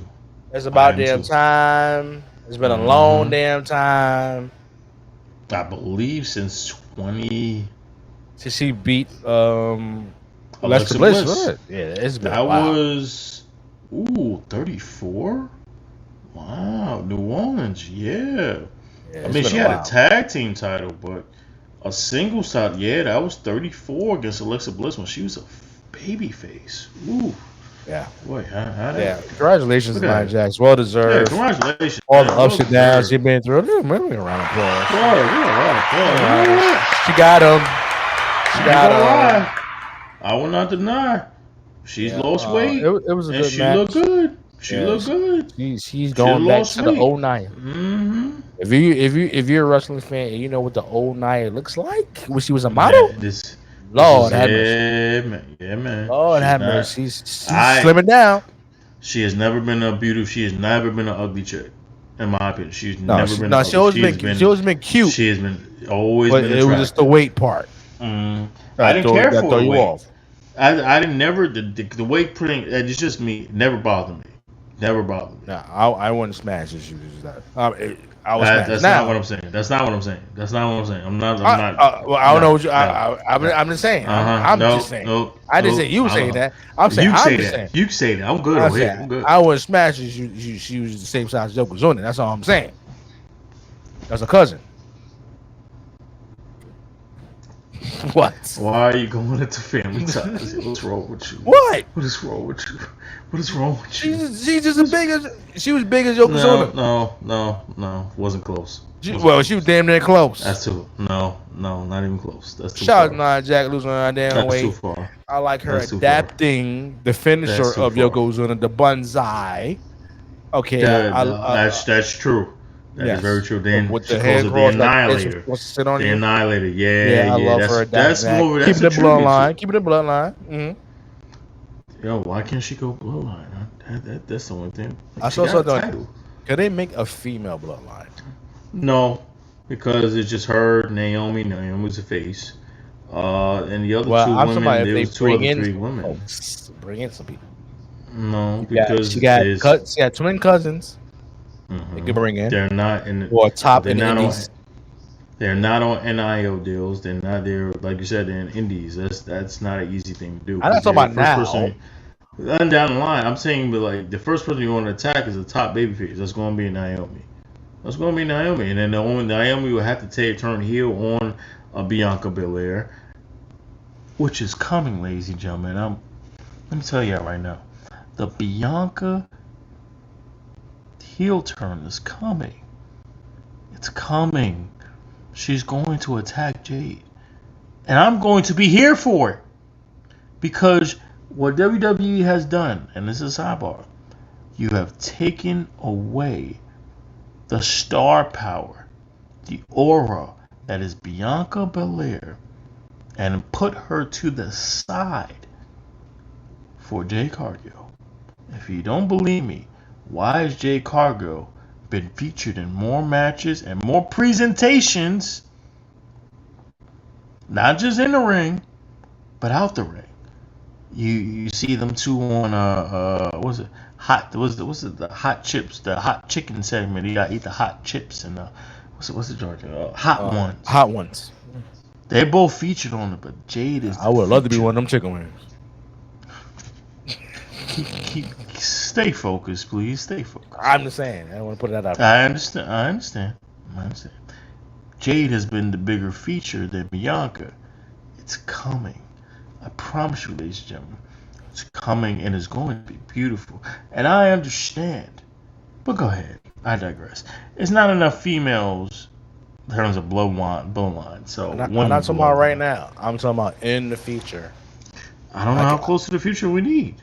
You're going to sign them to NIL deals, and hopefully they come up from NXT. And if you want to include The Rock's daughter, that's a third piece right there. She should be the wise woman. Oh my God. We got No. Because I haven't seen her wrestle. I haven't seen her wrestle yet. She's wrestled twice on NXT. Twice in the whole existence she's been there? Probably. But remember, she's only 18, 19. And she was talking to Paul Heyman, and what Paul Heyman had the phone. So that's what you want to do? And that said bloodline. Oh, we got her. We got her. Wise woman. Nia Jax. She had Naomi in the bloodline. Get the twin cousins in. And somebody else. And I guaranteed that would be crazy. Can you imagine that? The bloodline, man and females together. It won't be as effective as the male version is. Won't be as effective. It'd be good, but it won't be as effective. I'm talking about whatever we finish with this whole Solo Roman thing, right? Mm-hmm. Right. We know the Rock gotta be involved. I believe the Rock is pulling the strings for Solo. Okay. Absolutely. All right. So I'm talking about once that get it. Wherever we go back to, whoever's the tribal chief. And the tribal chief's like, listen, it's not just all about the men.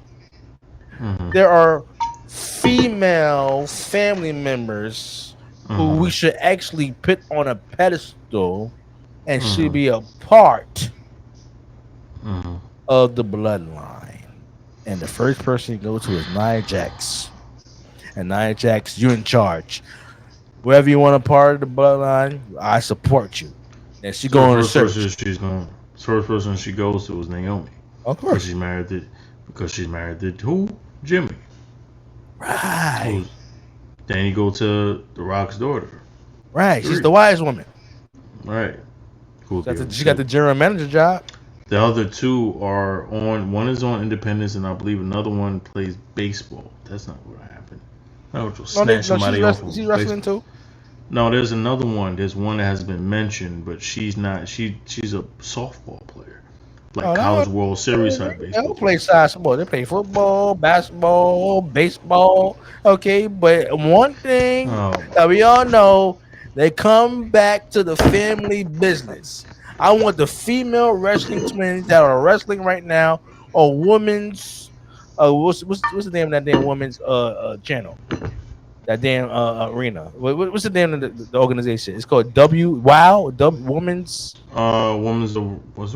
Women's a wrestling organization. They wrestling the twin cousins. Right. They wrestling together on that. Man, that would be crazy. That's just a little fantasy of mine. That's all I'm just saying. That's all I'm saying. Get the twins in there. That's my fantasy, to be with twins. Is there a question to what you were trying to say? Nope. I was going to the next one. All right. Congratulations to Bayley. She had a great run, but the problem was she didn't have enough challengers. Other than Naomi and Tiffany Stratton, it is only a matter of time, ladies and gentlemen, where Tiffany Stratton will become a top babyface because the crowd is already shouting Tiffy time. And she will turn on Nia Jax to become. Oh yeah, that's coming. We see that coming. It's coming. Just don't know when. And then once that's done, the greatest women's wrestler of all time. Who's come back. No. It's going to win the title. You just know it. No. We don't know. It's Charlotte Flair. Stay home. No. You watch your mouth, sir. Stay home. No. You watch your mouth. No. Hold on. You watch your mouth. What? Stay home. You watch your mouth. Stay your ass home. Watch your mouth. We don't want you. We don't need you. We need her. You miss her. No, you don't. Who's we? That's you. That's you. Miss Charlotte. We miss my wife.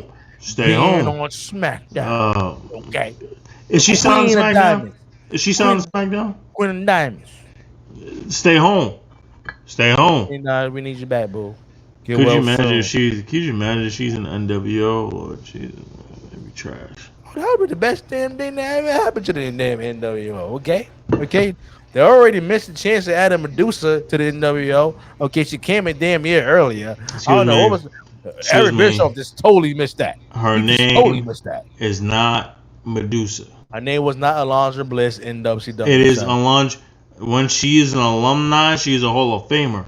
Her name is Alundra Blaze. No, Alundra Blaze. We don't care about that. Medusa, and she don't care. Her career in WCW. We don't care. In 2001, when Vince Warden called and then brought the world title back that was thrown in the trash that she knew was a mistake. She said it. Of course. Mistake. Of course. Mistake. She knew WCW was trash. There was no woman division back then. You didn't have what you have now. Whose fault is that? That's Vince's fault. It's Vince's fault. Ain't no Vince. Oh yes, it is. That's your boy. When she came Medusa, she had no championship matches. She had no competition. That's your boy EB fault. Sir. That's your boy so-called Easy E. That's his fault. Fault. Do you understand that she was Medusa before she came into WCW? And before she got to WWE, she was called Medusa. You know that, right? When she was in AWA. All I know is when she. We got All I know is when she got called to the Hall of Fame. Her name is Alundra Blaze. And what is it called? Alundra Blaze. No, what is the Hall of Fame called? The WWE Hall of Fame. We got Alundra Blaze. There's no Medusa. That means she should be a two-time Hall of Famer. In as Alonzo Blaze because it's the WWE Hall of Fame. It's her work before. Now, if it was the NWA Hall of Fame, it would have been called Medusa. No. We got him, ladies and gentlemen. No. We got him. The whole taking the title, putting it in the trash thing was just an extra. But she brought that title right back in WWE. That was an extra. You call it wasn't an idea. It was their idea. Oh, yeah, exactly. That's why Eazy-E's trash. First of all, you're going to watch him out. I ain't watching that. One of the greatest of all time, sir. This is Eric Bischoff. Eazy-E. Trash. ATM Eric. You're going to show some respect on this show, sir, when it comes to Eric Bischoff. You're going to watch him out. You should be owners of Viacom. Should be owner of Time Warner. That's what it should be. No, they didn't want to do that because he's a rebel. I don't care. He had the money. Well, if that's the case, then eventually be the owner of USA Network, Universal. Oh, we got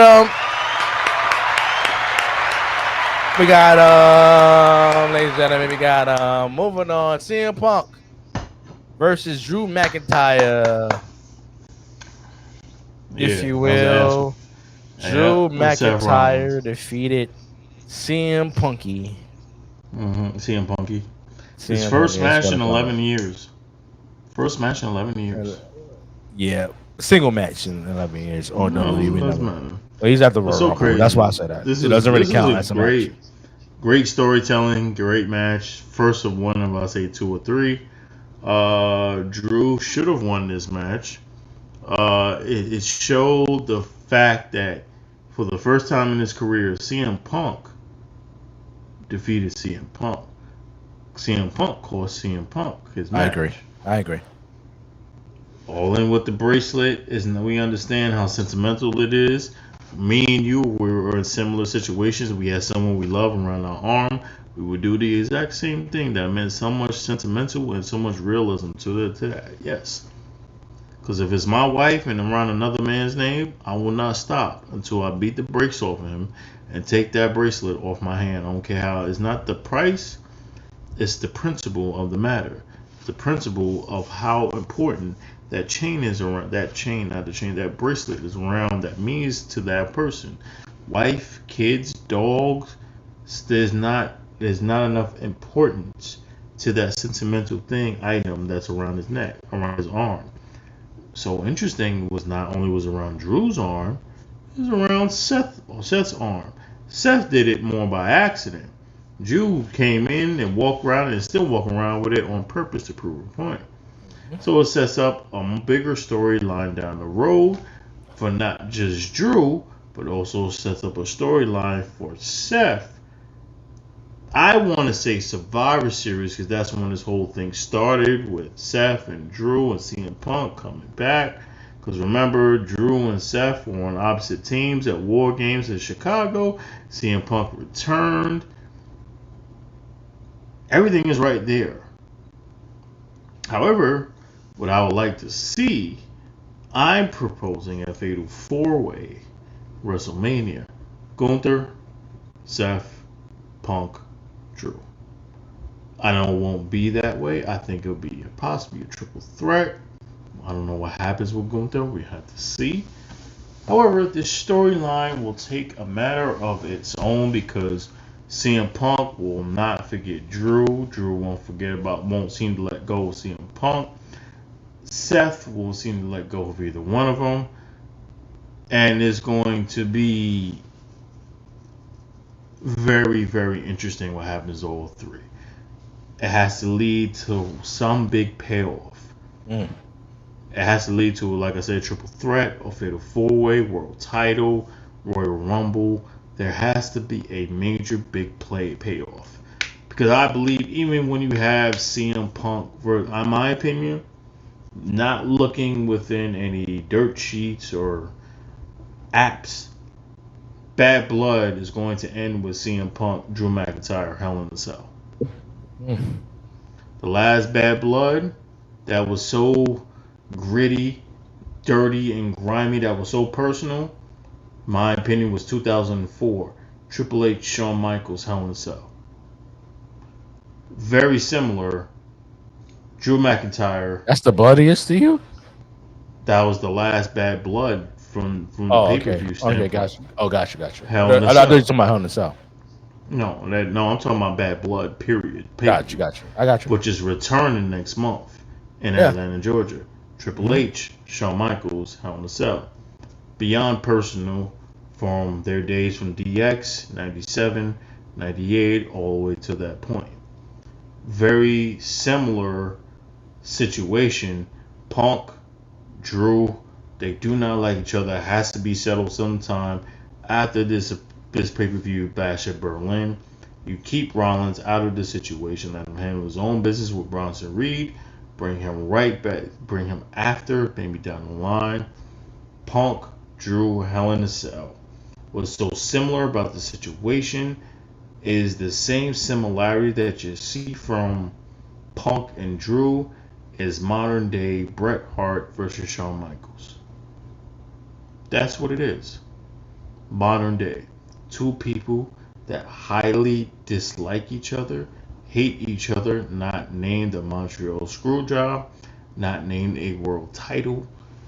It's two men that want to beat the ever-loving piss out of each other, don't like each other, want to beat the crap out of each other, don't matter if, when, what time, a day. By the way, both of them will be at Fan Fanatics, so there won't be no surprise. If something happens between the both of them, something is going to happen. The level of hatred. We like to see storylines that, as fans, that are real, that we can relate to. We love two men beating the ever-loving piss out of each other. Why we like seeing that? We don't know. I like violence, unfortunately. I like seeing people getting their ass kicked. Some people deserve it. Just like you like seeing some type of violence. When a person deserves to get their ass whooped, you wearing another man or woman's personal item that belongs to someone else around your arm, around your finger, around their chain, around their neck. That other person, you want to wait to see them capitalize and get what belongs to them back in your presence. Like, for instance, God forbid, another man is walking around with your twins, without my beautiful nephew's name around their arm. You're not stopping until you get that back, and when you do, you're beating the ever-loving piss out of them. No ifs, ands, or buts about it, and I'll be your tag team partner. Same thing here. It's not going to stop with Drew and Punk. That's why modern day Shawn Michaels, modern day Bret Hart. It's only a matter of time until it blows over and it ends. But somehow down the line, that will just be a prequel to something bigger and a bigger payoff, which will be Vegas. Where is Vegas being held this year? WrestleMania 41. Boop, boop, boop, boop, boop, boop. You include Seth, Drew, Gunther. Yeah, Fatal 4-Way right there. 4 of the biggest stars on Raw. 1 championship, 4 big storylines. Which every single person. Put it all in one. I'm a booker, didn't need to read nothing, just read between the lines. I like how that sounds. Damn, that sounds good. Damn. Are you done? Are you done? Can I get a hand clap? No, we ain't getting nothing. Are you done? I'm done. But that sounded good, didn't it? No, it didn't, sir. That don't make any damn sense. That don't sound good? No. How it don't make sense? Not no WrestleMania match. Ain't gonna be no damn 4-way match for no damn world title. Oh no, that ain't happening. Why not? Right? Okay, Why not? now if you would have made the adjustment with just focusing on Drew McIntyre and CM Punk, okay, I agree with you. Bad Blood, we could get like a Hell in a Cell match. That would be perfectly fine. Perfectly fine, okay? Because we know this thing is not over. What I can see being added to this, and CM Punk has been tweeting this, and he's been answering a lot of questions about this. Could his wife get involved in this storyline? It's too personal. If AJ is coming back, and this will be the first perfect time for AJ to come back to the WWE in this storyline, because she's been totally disrespected by Drew McIntyre in this storyline.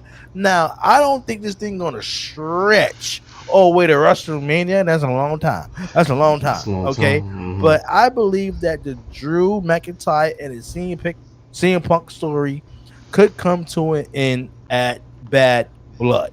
That's what I'm saying. And after that, they're gonna go on a separate thing of where they going to or what the WWE are have in store for them when it comes to their character. But what about the see? That's the other part. It's not just Seth. I'm sorry, it's not just Punk and Drew. Seth is also involved. So if I was about to get to that. okay, go ahead. I'm sorry. Let me not interrupt. Go ahead. I'm sorry. When it comes to Drew, now this Drew could be also a part of Bad Blood because they don't like neither one of them. Mm-hmm. They don't like neither one of them. They can have a triple threat cage match or whatever to end this, by the way. But I don't think they're gonna have that. They're gonna just end it with CM Punk and Drew McIntyre storyline and goes in because the original storyline was for Seth and CM Punk at WrestleMania. So they're gonna go into that after CM Punk gets revenge on Drew McIntyre, and then you'll go into the Seth Rollins and CM Punk thing. Whatever happens after that happens. Okay, I don't know. This could lead up all the way up to WrestleMania. I mean, not Royal Rumble or stuff like that. It can It can't end that Royal Rumble. it can end that Royal Rumble. We don't know because we're not part of the creative team, but I believe that CM Punk is going to end his rival with Drew McIntyre, and then that's going to lead into Seth Rollins and CM Punk maybe going on a 3-match tour, if you will. As my opinion on the match when it comes to Drew McIntyre and CM Punk, I agree with you. It was a good storytelling. It was a good match. We do see some aging when it comes to CM Punk, even though that might have been his first match in WWE in about 10 to 11 years. But we saw CM Punk previously in AEW, and his matches was not A1. So we do see some Asian nutrition kicking in when it comes to CM Punk. Okay, this is CM Punk last run. Okay, so his goal is actually to be world champion. I don't have no problem with that. But at the end of the day, if we're going to see a 5-year prime period of CM Punk, that's not what we're going to see here. We're going to just see CM Punk get back to the mountaintop and then actually drop him off to somebody who actually deserves it, maybe to a Braun Breaker. Okay, maybe to anybody Bronson Reed or whoever deserved the world title at that time. We're going to see CM Punk drop it off to one of them young players. That's what I'm saying. But the overall match, it was a good match, good storytelling. I actually give it a 9. I give it a 9. Okay, I got one quick question for you. How long before CM Punk turns heel? Because it's coming. I'm going to give it to after Mania. Ooh. Like a double turn with Seth continue to be face? Or whatever scenario CM Punk is going to be in. Because as of right now, Seth Rollins and CM Punk are baby faces. So one of them has to take the back road, but both of them could play that role. So it depends on what creative have in store. So if I can see CM Punk going heel, I have no problem with that. CM Punk can play a heel. If I can see Seth Rollins playing heel, he's one of the greatest heels of all time. Going back to the Shield. But at the end of the day, both of them can play that role. They're both talented, but I believe Seth Rollins has a little edge on CM Punk because Seth Rollins is, I would say, more in better condition than CM Punk is. After CM Punk taking all the years off without being in the ring, going to MMA, not being successful. Years later, after that, he finished with the MMA, signs a contract at AEW, not there for less than a year. And then his matches he had that wasn't A quality, but he did sell tickets, did sell ice cream bars, but at the end of the day, he's a household name. But it's not the same CM Punk we saw when he actually dropped the pipe bomb. That's all I'm saying. Right. Moving on, Damon Priest versus Gunther for the World Heavyweight Championship, baby, if you will. This was to me the best match of the night. More physical contest. Shout out to Gunther, man. Good. Sheesh. Gunther defeated Baby, Priest for the Priest might World be Heavyweight Championship. Priest might be the most improved wrestler in WWE this year, but it's not surprising because I've seen his work in NXT and Ring of Honor when he was Punishment Martinez. He is he's legit, like legit. He could be like a top player for years to come. The turn on Finn was coming because it makes sense, and I saw it coming probably months ago when Balor's too good to be just this tag team champion. Finn Balor is a world champion type of wrestler. So the picture that he showed the night after was very true. I was like, oh yeah, I forgot about that. Because Priest did cost Balor a world title last year against Seth Rollins. So it added up. So basically at that point, Finn Balor's mind was already made up. So this had nothing to do with Gunther. We knew Gunther was going to win. It was only how was he going to win.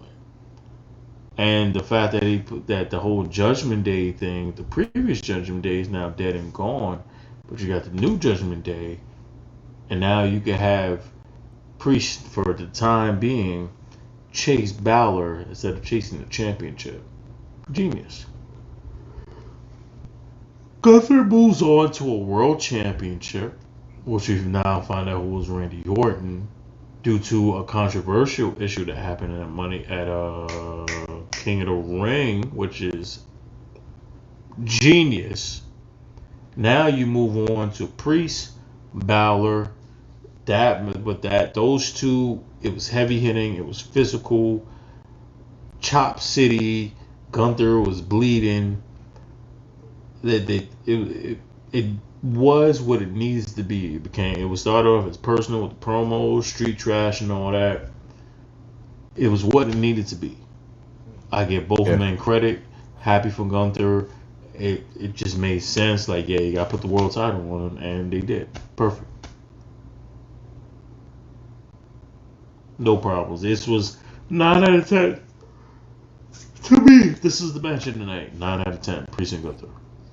Okay, and final match of the night, Cody Rhodes, baby. Let me see. My son Cody facing that nasty new tribal chief, baby. Which is called the new Solo, baby.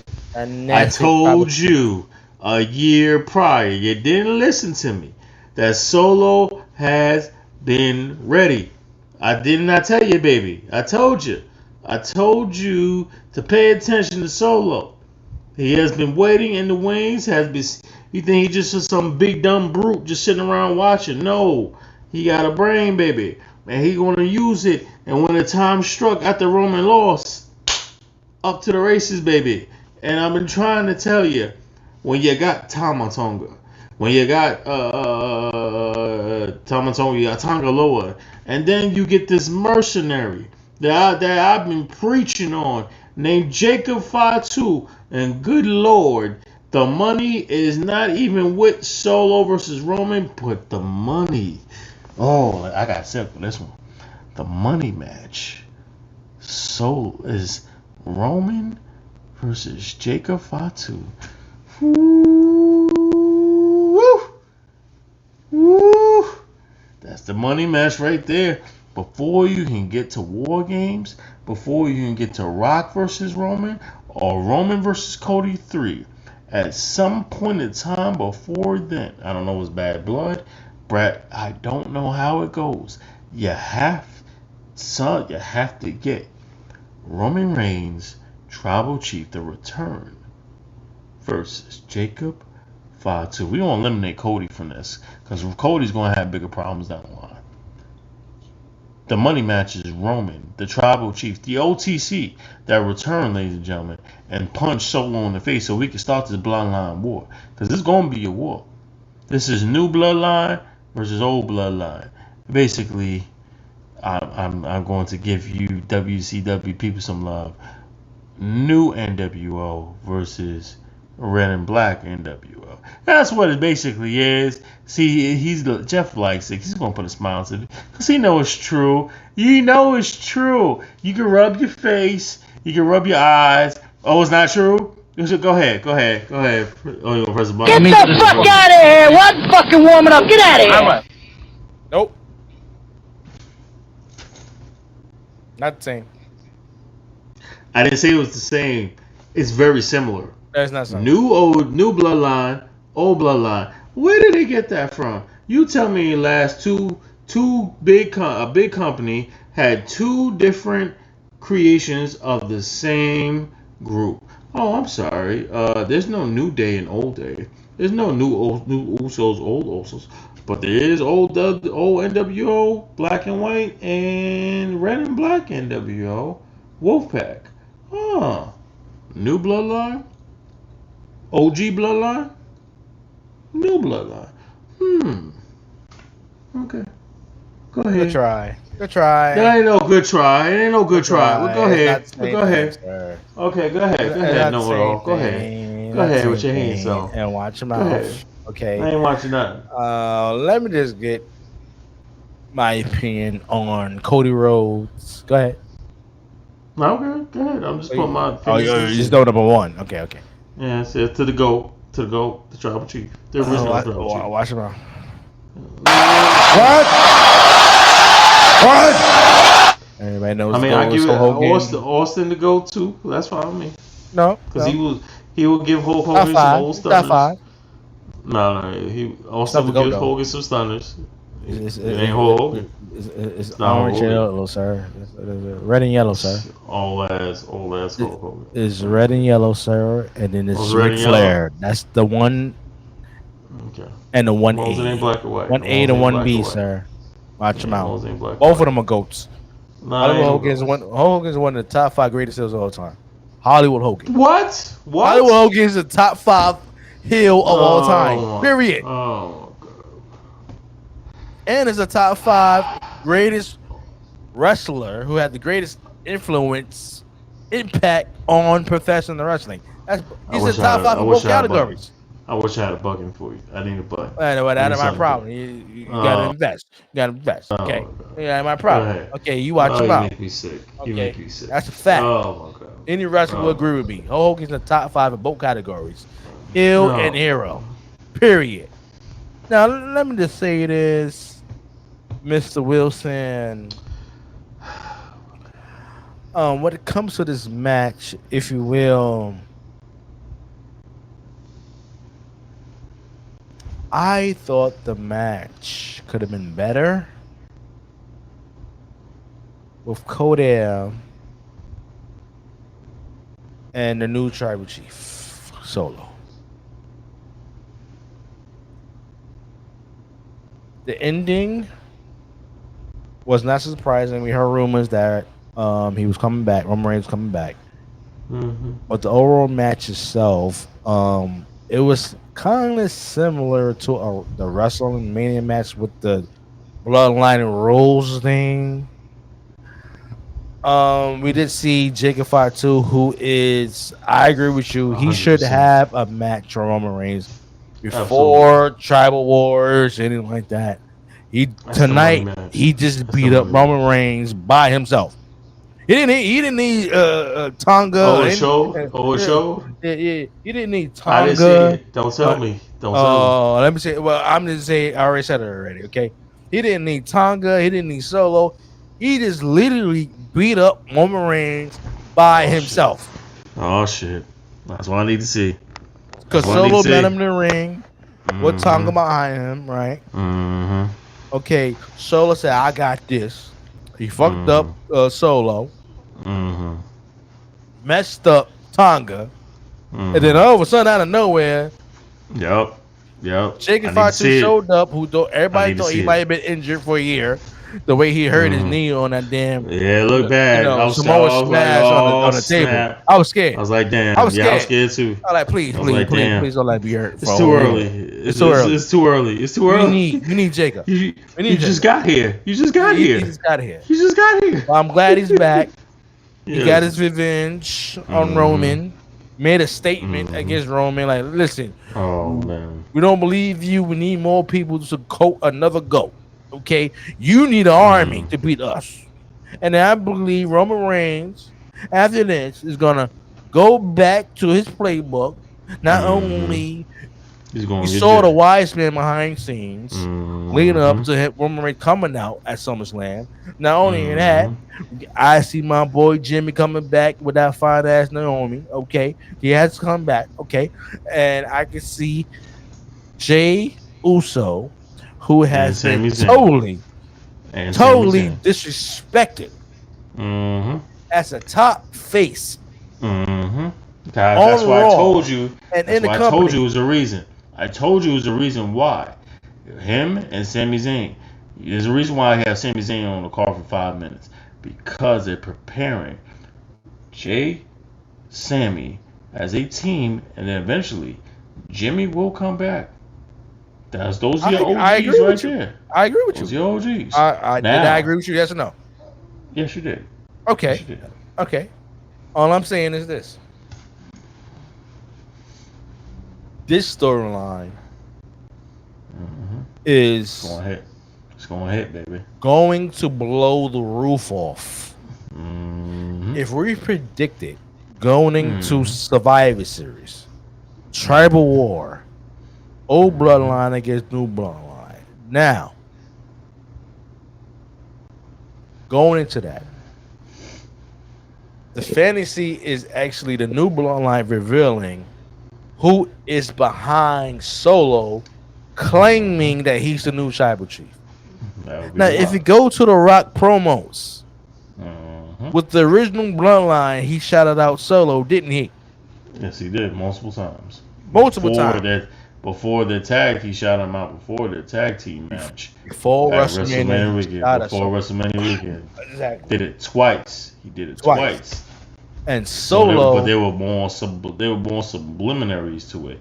Solo, obviously, he was talking on the mic. I was like, oh, okay. Yeah. But you didn't know how much it would grow. Right. Especially after WrestleMania. I was like, okay. Right. And remember the words that he said. We got Cody on go ahead, lockdown. keep talking. I'll take this call. Go ahead. We got Cody on lockdown. Hello? And he don't even know it yet. So it's like, whoa, wait a minute. You saying that you got Cody on lockdown and he don't even know it. So that was when Jacob pulled up. But who's to say Jacob was that only alternative? Jacob might be that plan A. But we still don't know where KO is going to come in. He could be plan B. We still don't know if Zilla Fatu is going to pull up. That could be plan C. Because he just won the world championship in Booker T's promotion. So at some point in time, when you're in a major promotion, winning the world championship, there's only a small amount of time before you're either in NXT or you're on the main roster in WWE ready for that next jump. So we don't know how far or how long this to prolong to. This could go past WrestleMania 41. This can go to like SummerSlam. This can be progressed to another year. We don't know about KO. He signed with WWE. Zilla just won the Reality Wrestling World Championship. That's Booker T's promotion. He just won it. It's only a matter of time. We still don't know who's who. It could be Bloodline versus Bloodline. We could have Jimmy and Jay, or Jay and Sammy versus the Tongans. We can have Sami Zayn versus Jacob. we can have all these multitude of matches, and it's going to lead to War Games and to see what happens after War Games, because we know it's going to be. Who's to say that we can't have Roman versus Rock versus Cody? Who's to say that can't be a triple threat match? Mm-hmm. That's a very major possibility. Because everything since 39, not 40, 39 has revolved around Cody Rhodes and that World Undisputed Championship. It revolves around it. It's the Lafaleo is basically the all to be all as the head of the tribal chief. But the title is heightened, added with the Lafaleo. It's like, I'm the man. To be the man, you gotta beat the man. And when Roman lost the Lafaleo, and it was around Solo Sikoa, the championship is added, is just as important as that Lafaleo that's around his neck. You can't proclaim to be the tribal chief, but not have the title. You can be the man around your neck. You can't run things when you don't have the championship to prove it. You get what I'm saying? Yeah, that makes perfect sense. So this who's to say this can't be a triple threat? We know it's gonna be Roman and Rock. Who's to say it won't be Roman, Cody, and Rock? Who's saying it can't be Roman, Cody, Rock, and Seth? We don't know. We don't know. There's still a few question marks, but from what I see, bro, some shit about to go down. I agree with you. I agree with you. We might see that triple threat match. I believe we're gonna see a Roman and a Cody part 3. Mm-hmm. I think that's what leading to WrestleMania. Including The Rock, I don't think it's a possibility he could be a part of that. Being on a separate bloodline and everything of actually gaining a title. But I could see Roman and Rock at Royal Rumble. Could you put Roman and Rock at Royal Rumble? Oh my god. Hell, is it possible they can push Roman and Rock to WrestleMania at Vegas, like right in that spear in Vegas? And could it possible that Roman or Rock could pull 2 nights? Yeah. Rock, maybe not. Maybe not Rock. Well, maybe he could, because he's actually the last one to actually pin Cody. 2 matches. Yeah. He pulled. No, I was gonna say Rock is technically the only one that has pinned Cody under the last year, other than Solo. Solo's the only one. So it's all been bloodline members that has pinned Cody Rhodes. Cody got his against Solo, so that rematch could be down the line. That could be a random SmackDown or something. Yeah. I believe with Rock, and we're still not talked about. What did Rock give Cody? What did Rock put Cody in his hand? That's still not been discussed. Well, let me just say this. Let's say it's going to be a 2-night WrestleMania, right? Mm-hmm. Let's say The Rock is the final boss, right? Mm-hmm. Let's say Roman. Let's say they don't have a match at Royal Rumble, right? Right. Roman wins the Royal Rumble to get a shot at whatever title, heavyweight title, right? Does he do the same thing that Cody did last year? Yes. So night one, The Rock can say, if you beat me, you get Cody. You can get Cody. If you don't, I get Cody. Ooh, I like that. And then if Roman beats The Rock, he gets a shot at Cody. I like that. And I like that. Which more like it might happen. Roman and Cody part 3. It was like Ali and Frazier 3 to us. Right. And then maybe on a later date, since The Rock being a final boss, he can actually put himself in position to face either Roman or Cody, whoever wins that title match. Right. Which might be Roman again. Right.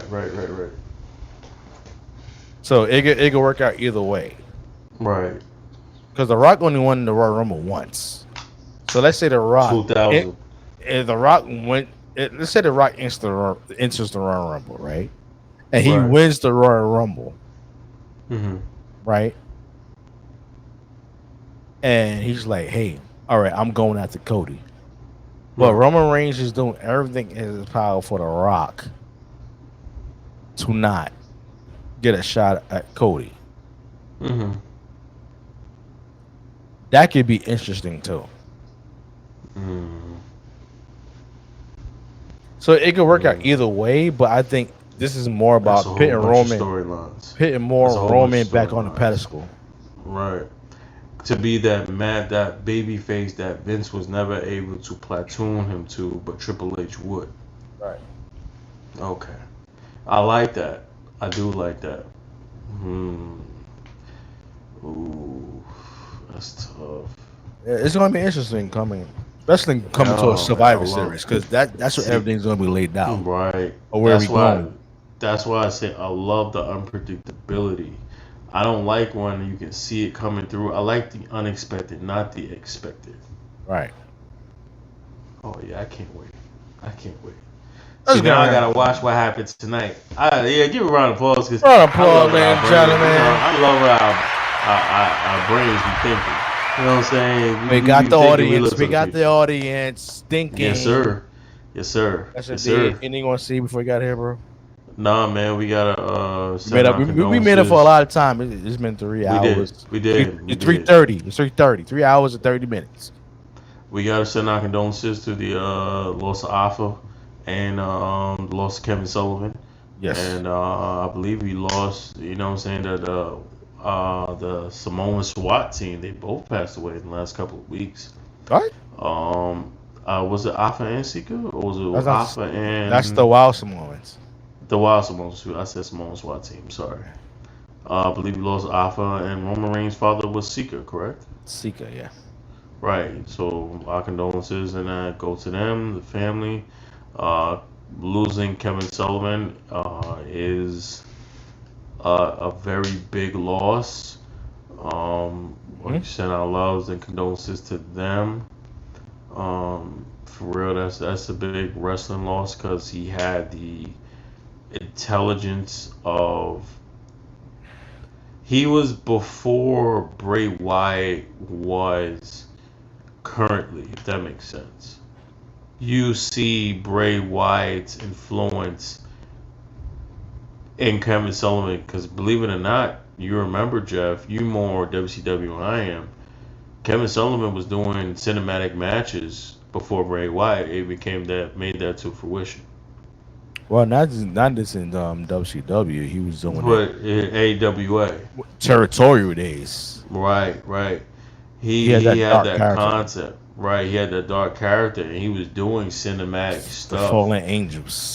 For Fallen Angels, way before there was a thought of the Wyatt family and Bray Wyatt in particular. Nancy And Benoit. right, and those thoughts that like Bray Wyatt had and all those ideas, that wouldn't have been possible if it weren't for a guy like Kevin Sullivan. There would be no Karrion Kross without Kevin Sullivan. There wouldn't be these tough, dastardly heels that remind you of a Kevin Sullivan if it weren't for Kevin Sullivan's ideas and brainstorming on fresh, brand new things that never would have been possible and thought of. Like, so rest in peace to them, and rest in peace to Alpha and Sika. You know, it's been a rough ride as Samoan heritage. Those were the top, the best. They were giants. They were juggernauts at the time. May they rest in peace. We got to show them some love, and it's good to be back here, man. It's good to be back on Saucy Discourse. It's been a while. We've been busy. We gonna start ramping up because football season's coming up, basketball season's coming up, wrestling events are coming up. We appreciate all our fans that shown us some love and respect. We thank y'all. I've had co-workers coming to me. They're like, "Yo, when you gonna do a new episode?" Well, hey, it's coming. And so shout out to some of my co-workers. You know who you are. That's been looking out, showing us love, and waiting for the next episode so they can walk and listen to while you're at work, where you're driving, walking. We appreciate your time. You know what I'm saying? Shout out once again to Click A Vodka. Shout out to everybody who's been down for us, family, friend, previous. Shout out to our PS95 crew. We always love y'all. We'll never forget y'all. Just need y'all to know that. Yes, ladies and gentlemen. Like Marcus said, rest in peace to Alpha.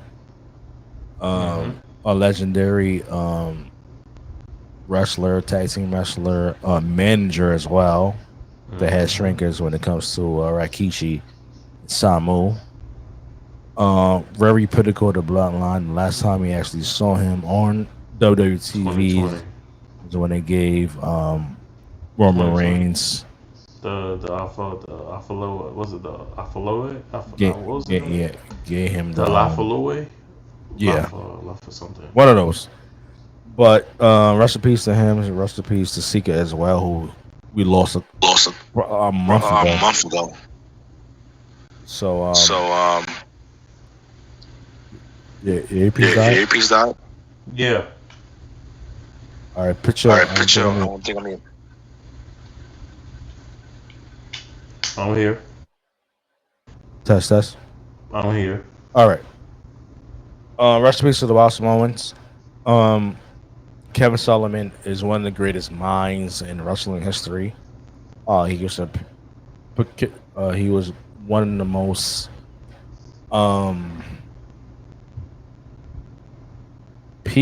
influenced people when it came to creative with WCW being successful for 83 weeks, beating the WWE. He came up with Goldberg, how to actually introduce that character. He came in certain ways how to introduce the NWO as well. So Kevin Sullivan is very political, creative man when it comes to behind the scenes to bring you storylines in wrestling history. Now, going towards him as a wrestler, he was also one of the greatest minds as well. Like Marcus mentioned, it was Bray Wyatt. Without Kevin Sullivan, Bray Wyatt wouldn't have a dark character in wrestling if it wasn't for Kevin Sullivan. Kevin Sullivan is one of the first. So, rest in peace to Kevin Sullivan. He one of the greatest of all time, one of the greatest villains of all time, and one of the greatest creative minds of all time. At that. So, ladies and gentlemen, this is the end of Saucy Discourse, Season 4, Episode 28, Summertime Edition. We're coming off summer vacation. First episode, we're going to keep bringing you episodes going forward, leading up to it's already NFL training camp, going into preseason right now, and then we get ready for the NFL season. We're going to be talking about more NBA as well. We got some great boxing matches coming up in the future. We got some great WWE programming as well.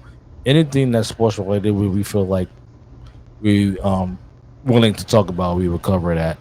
It's not going to be all leagues, but this is what we want to talk about on this podcast. So hit that like, share, notification button. Would like to send donations to Saucy Discourse, Saucy Nation 18 on Cash App. We appreciate the love, support. Saucy Nation TV is dropping at the end of the year. It's going to be on the Roku channel and Apple TV.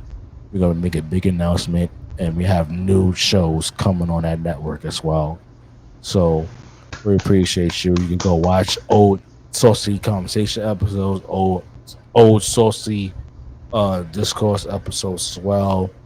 And we got new content coming soon. So peace and love, everybody. We see you on the next one. And the good words of Fat Joey, even though it's Fanatic Fest in New York City. Yesterday's price is not today's price. We see you on the next one. Peace and love. Peace and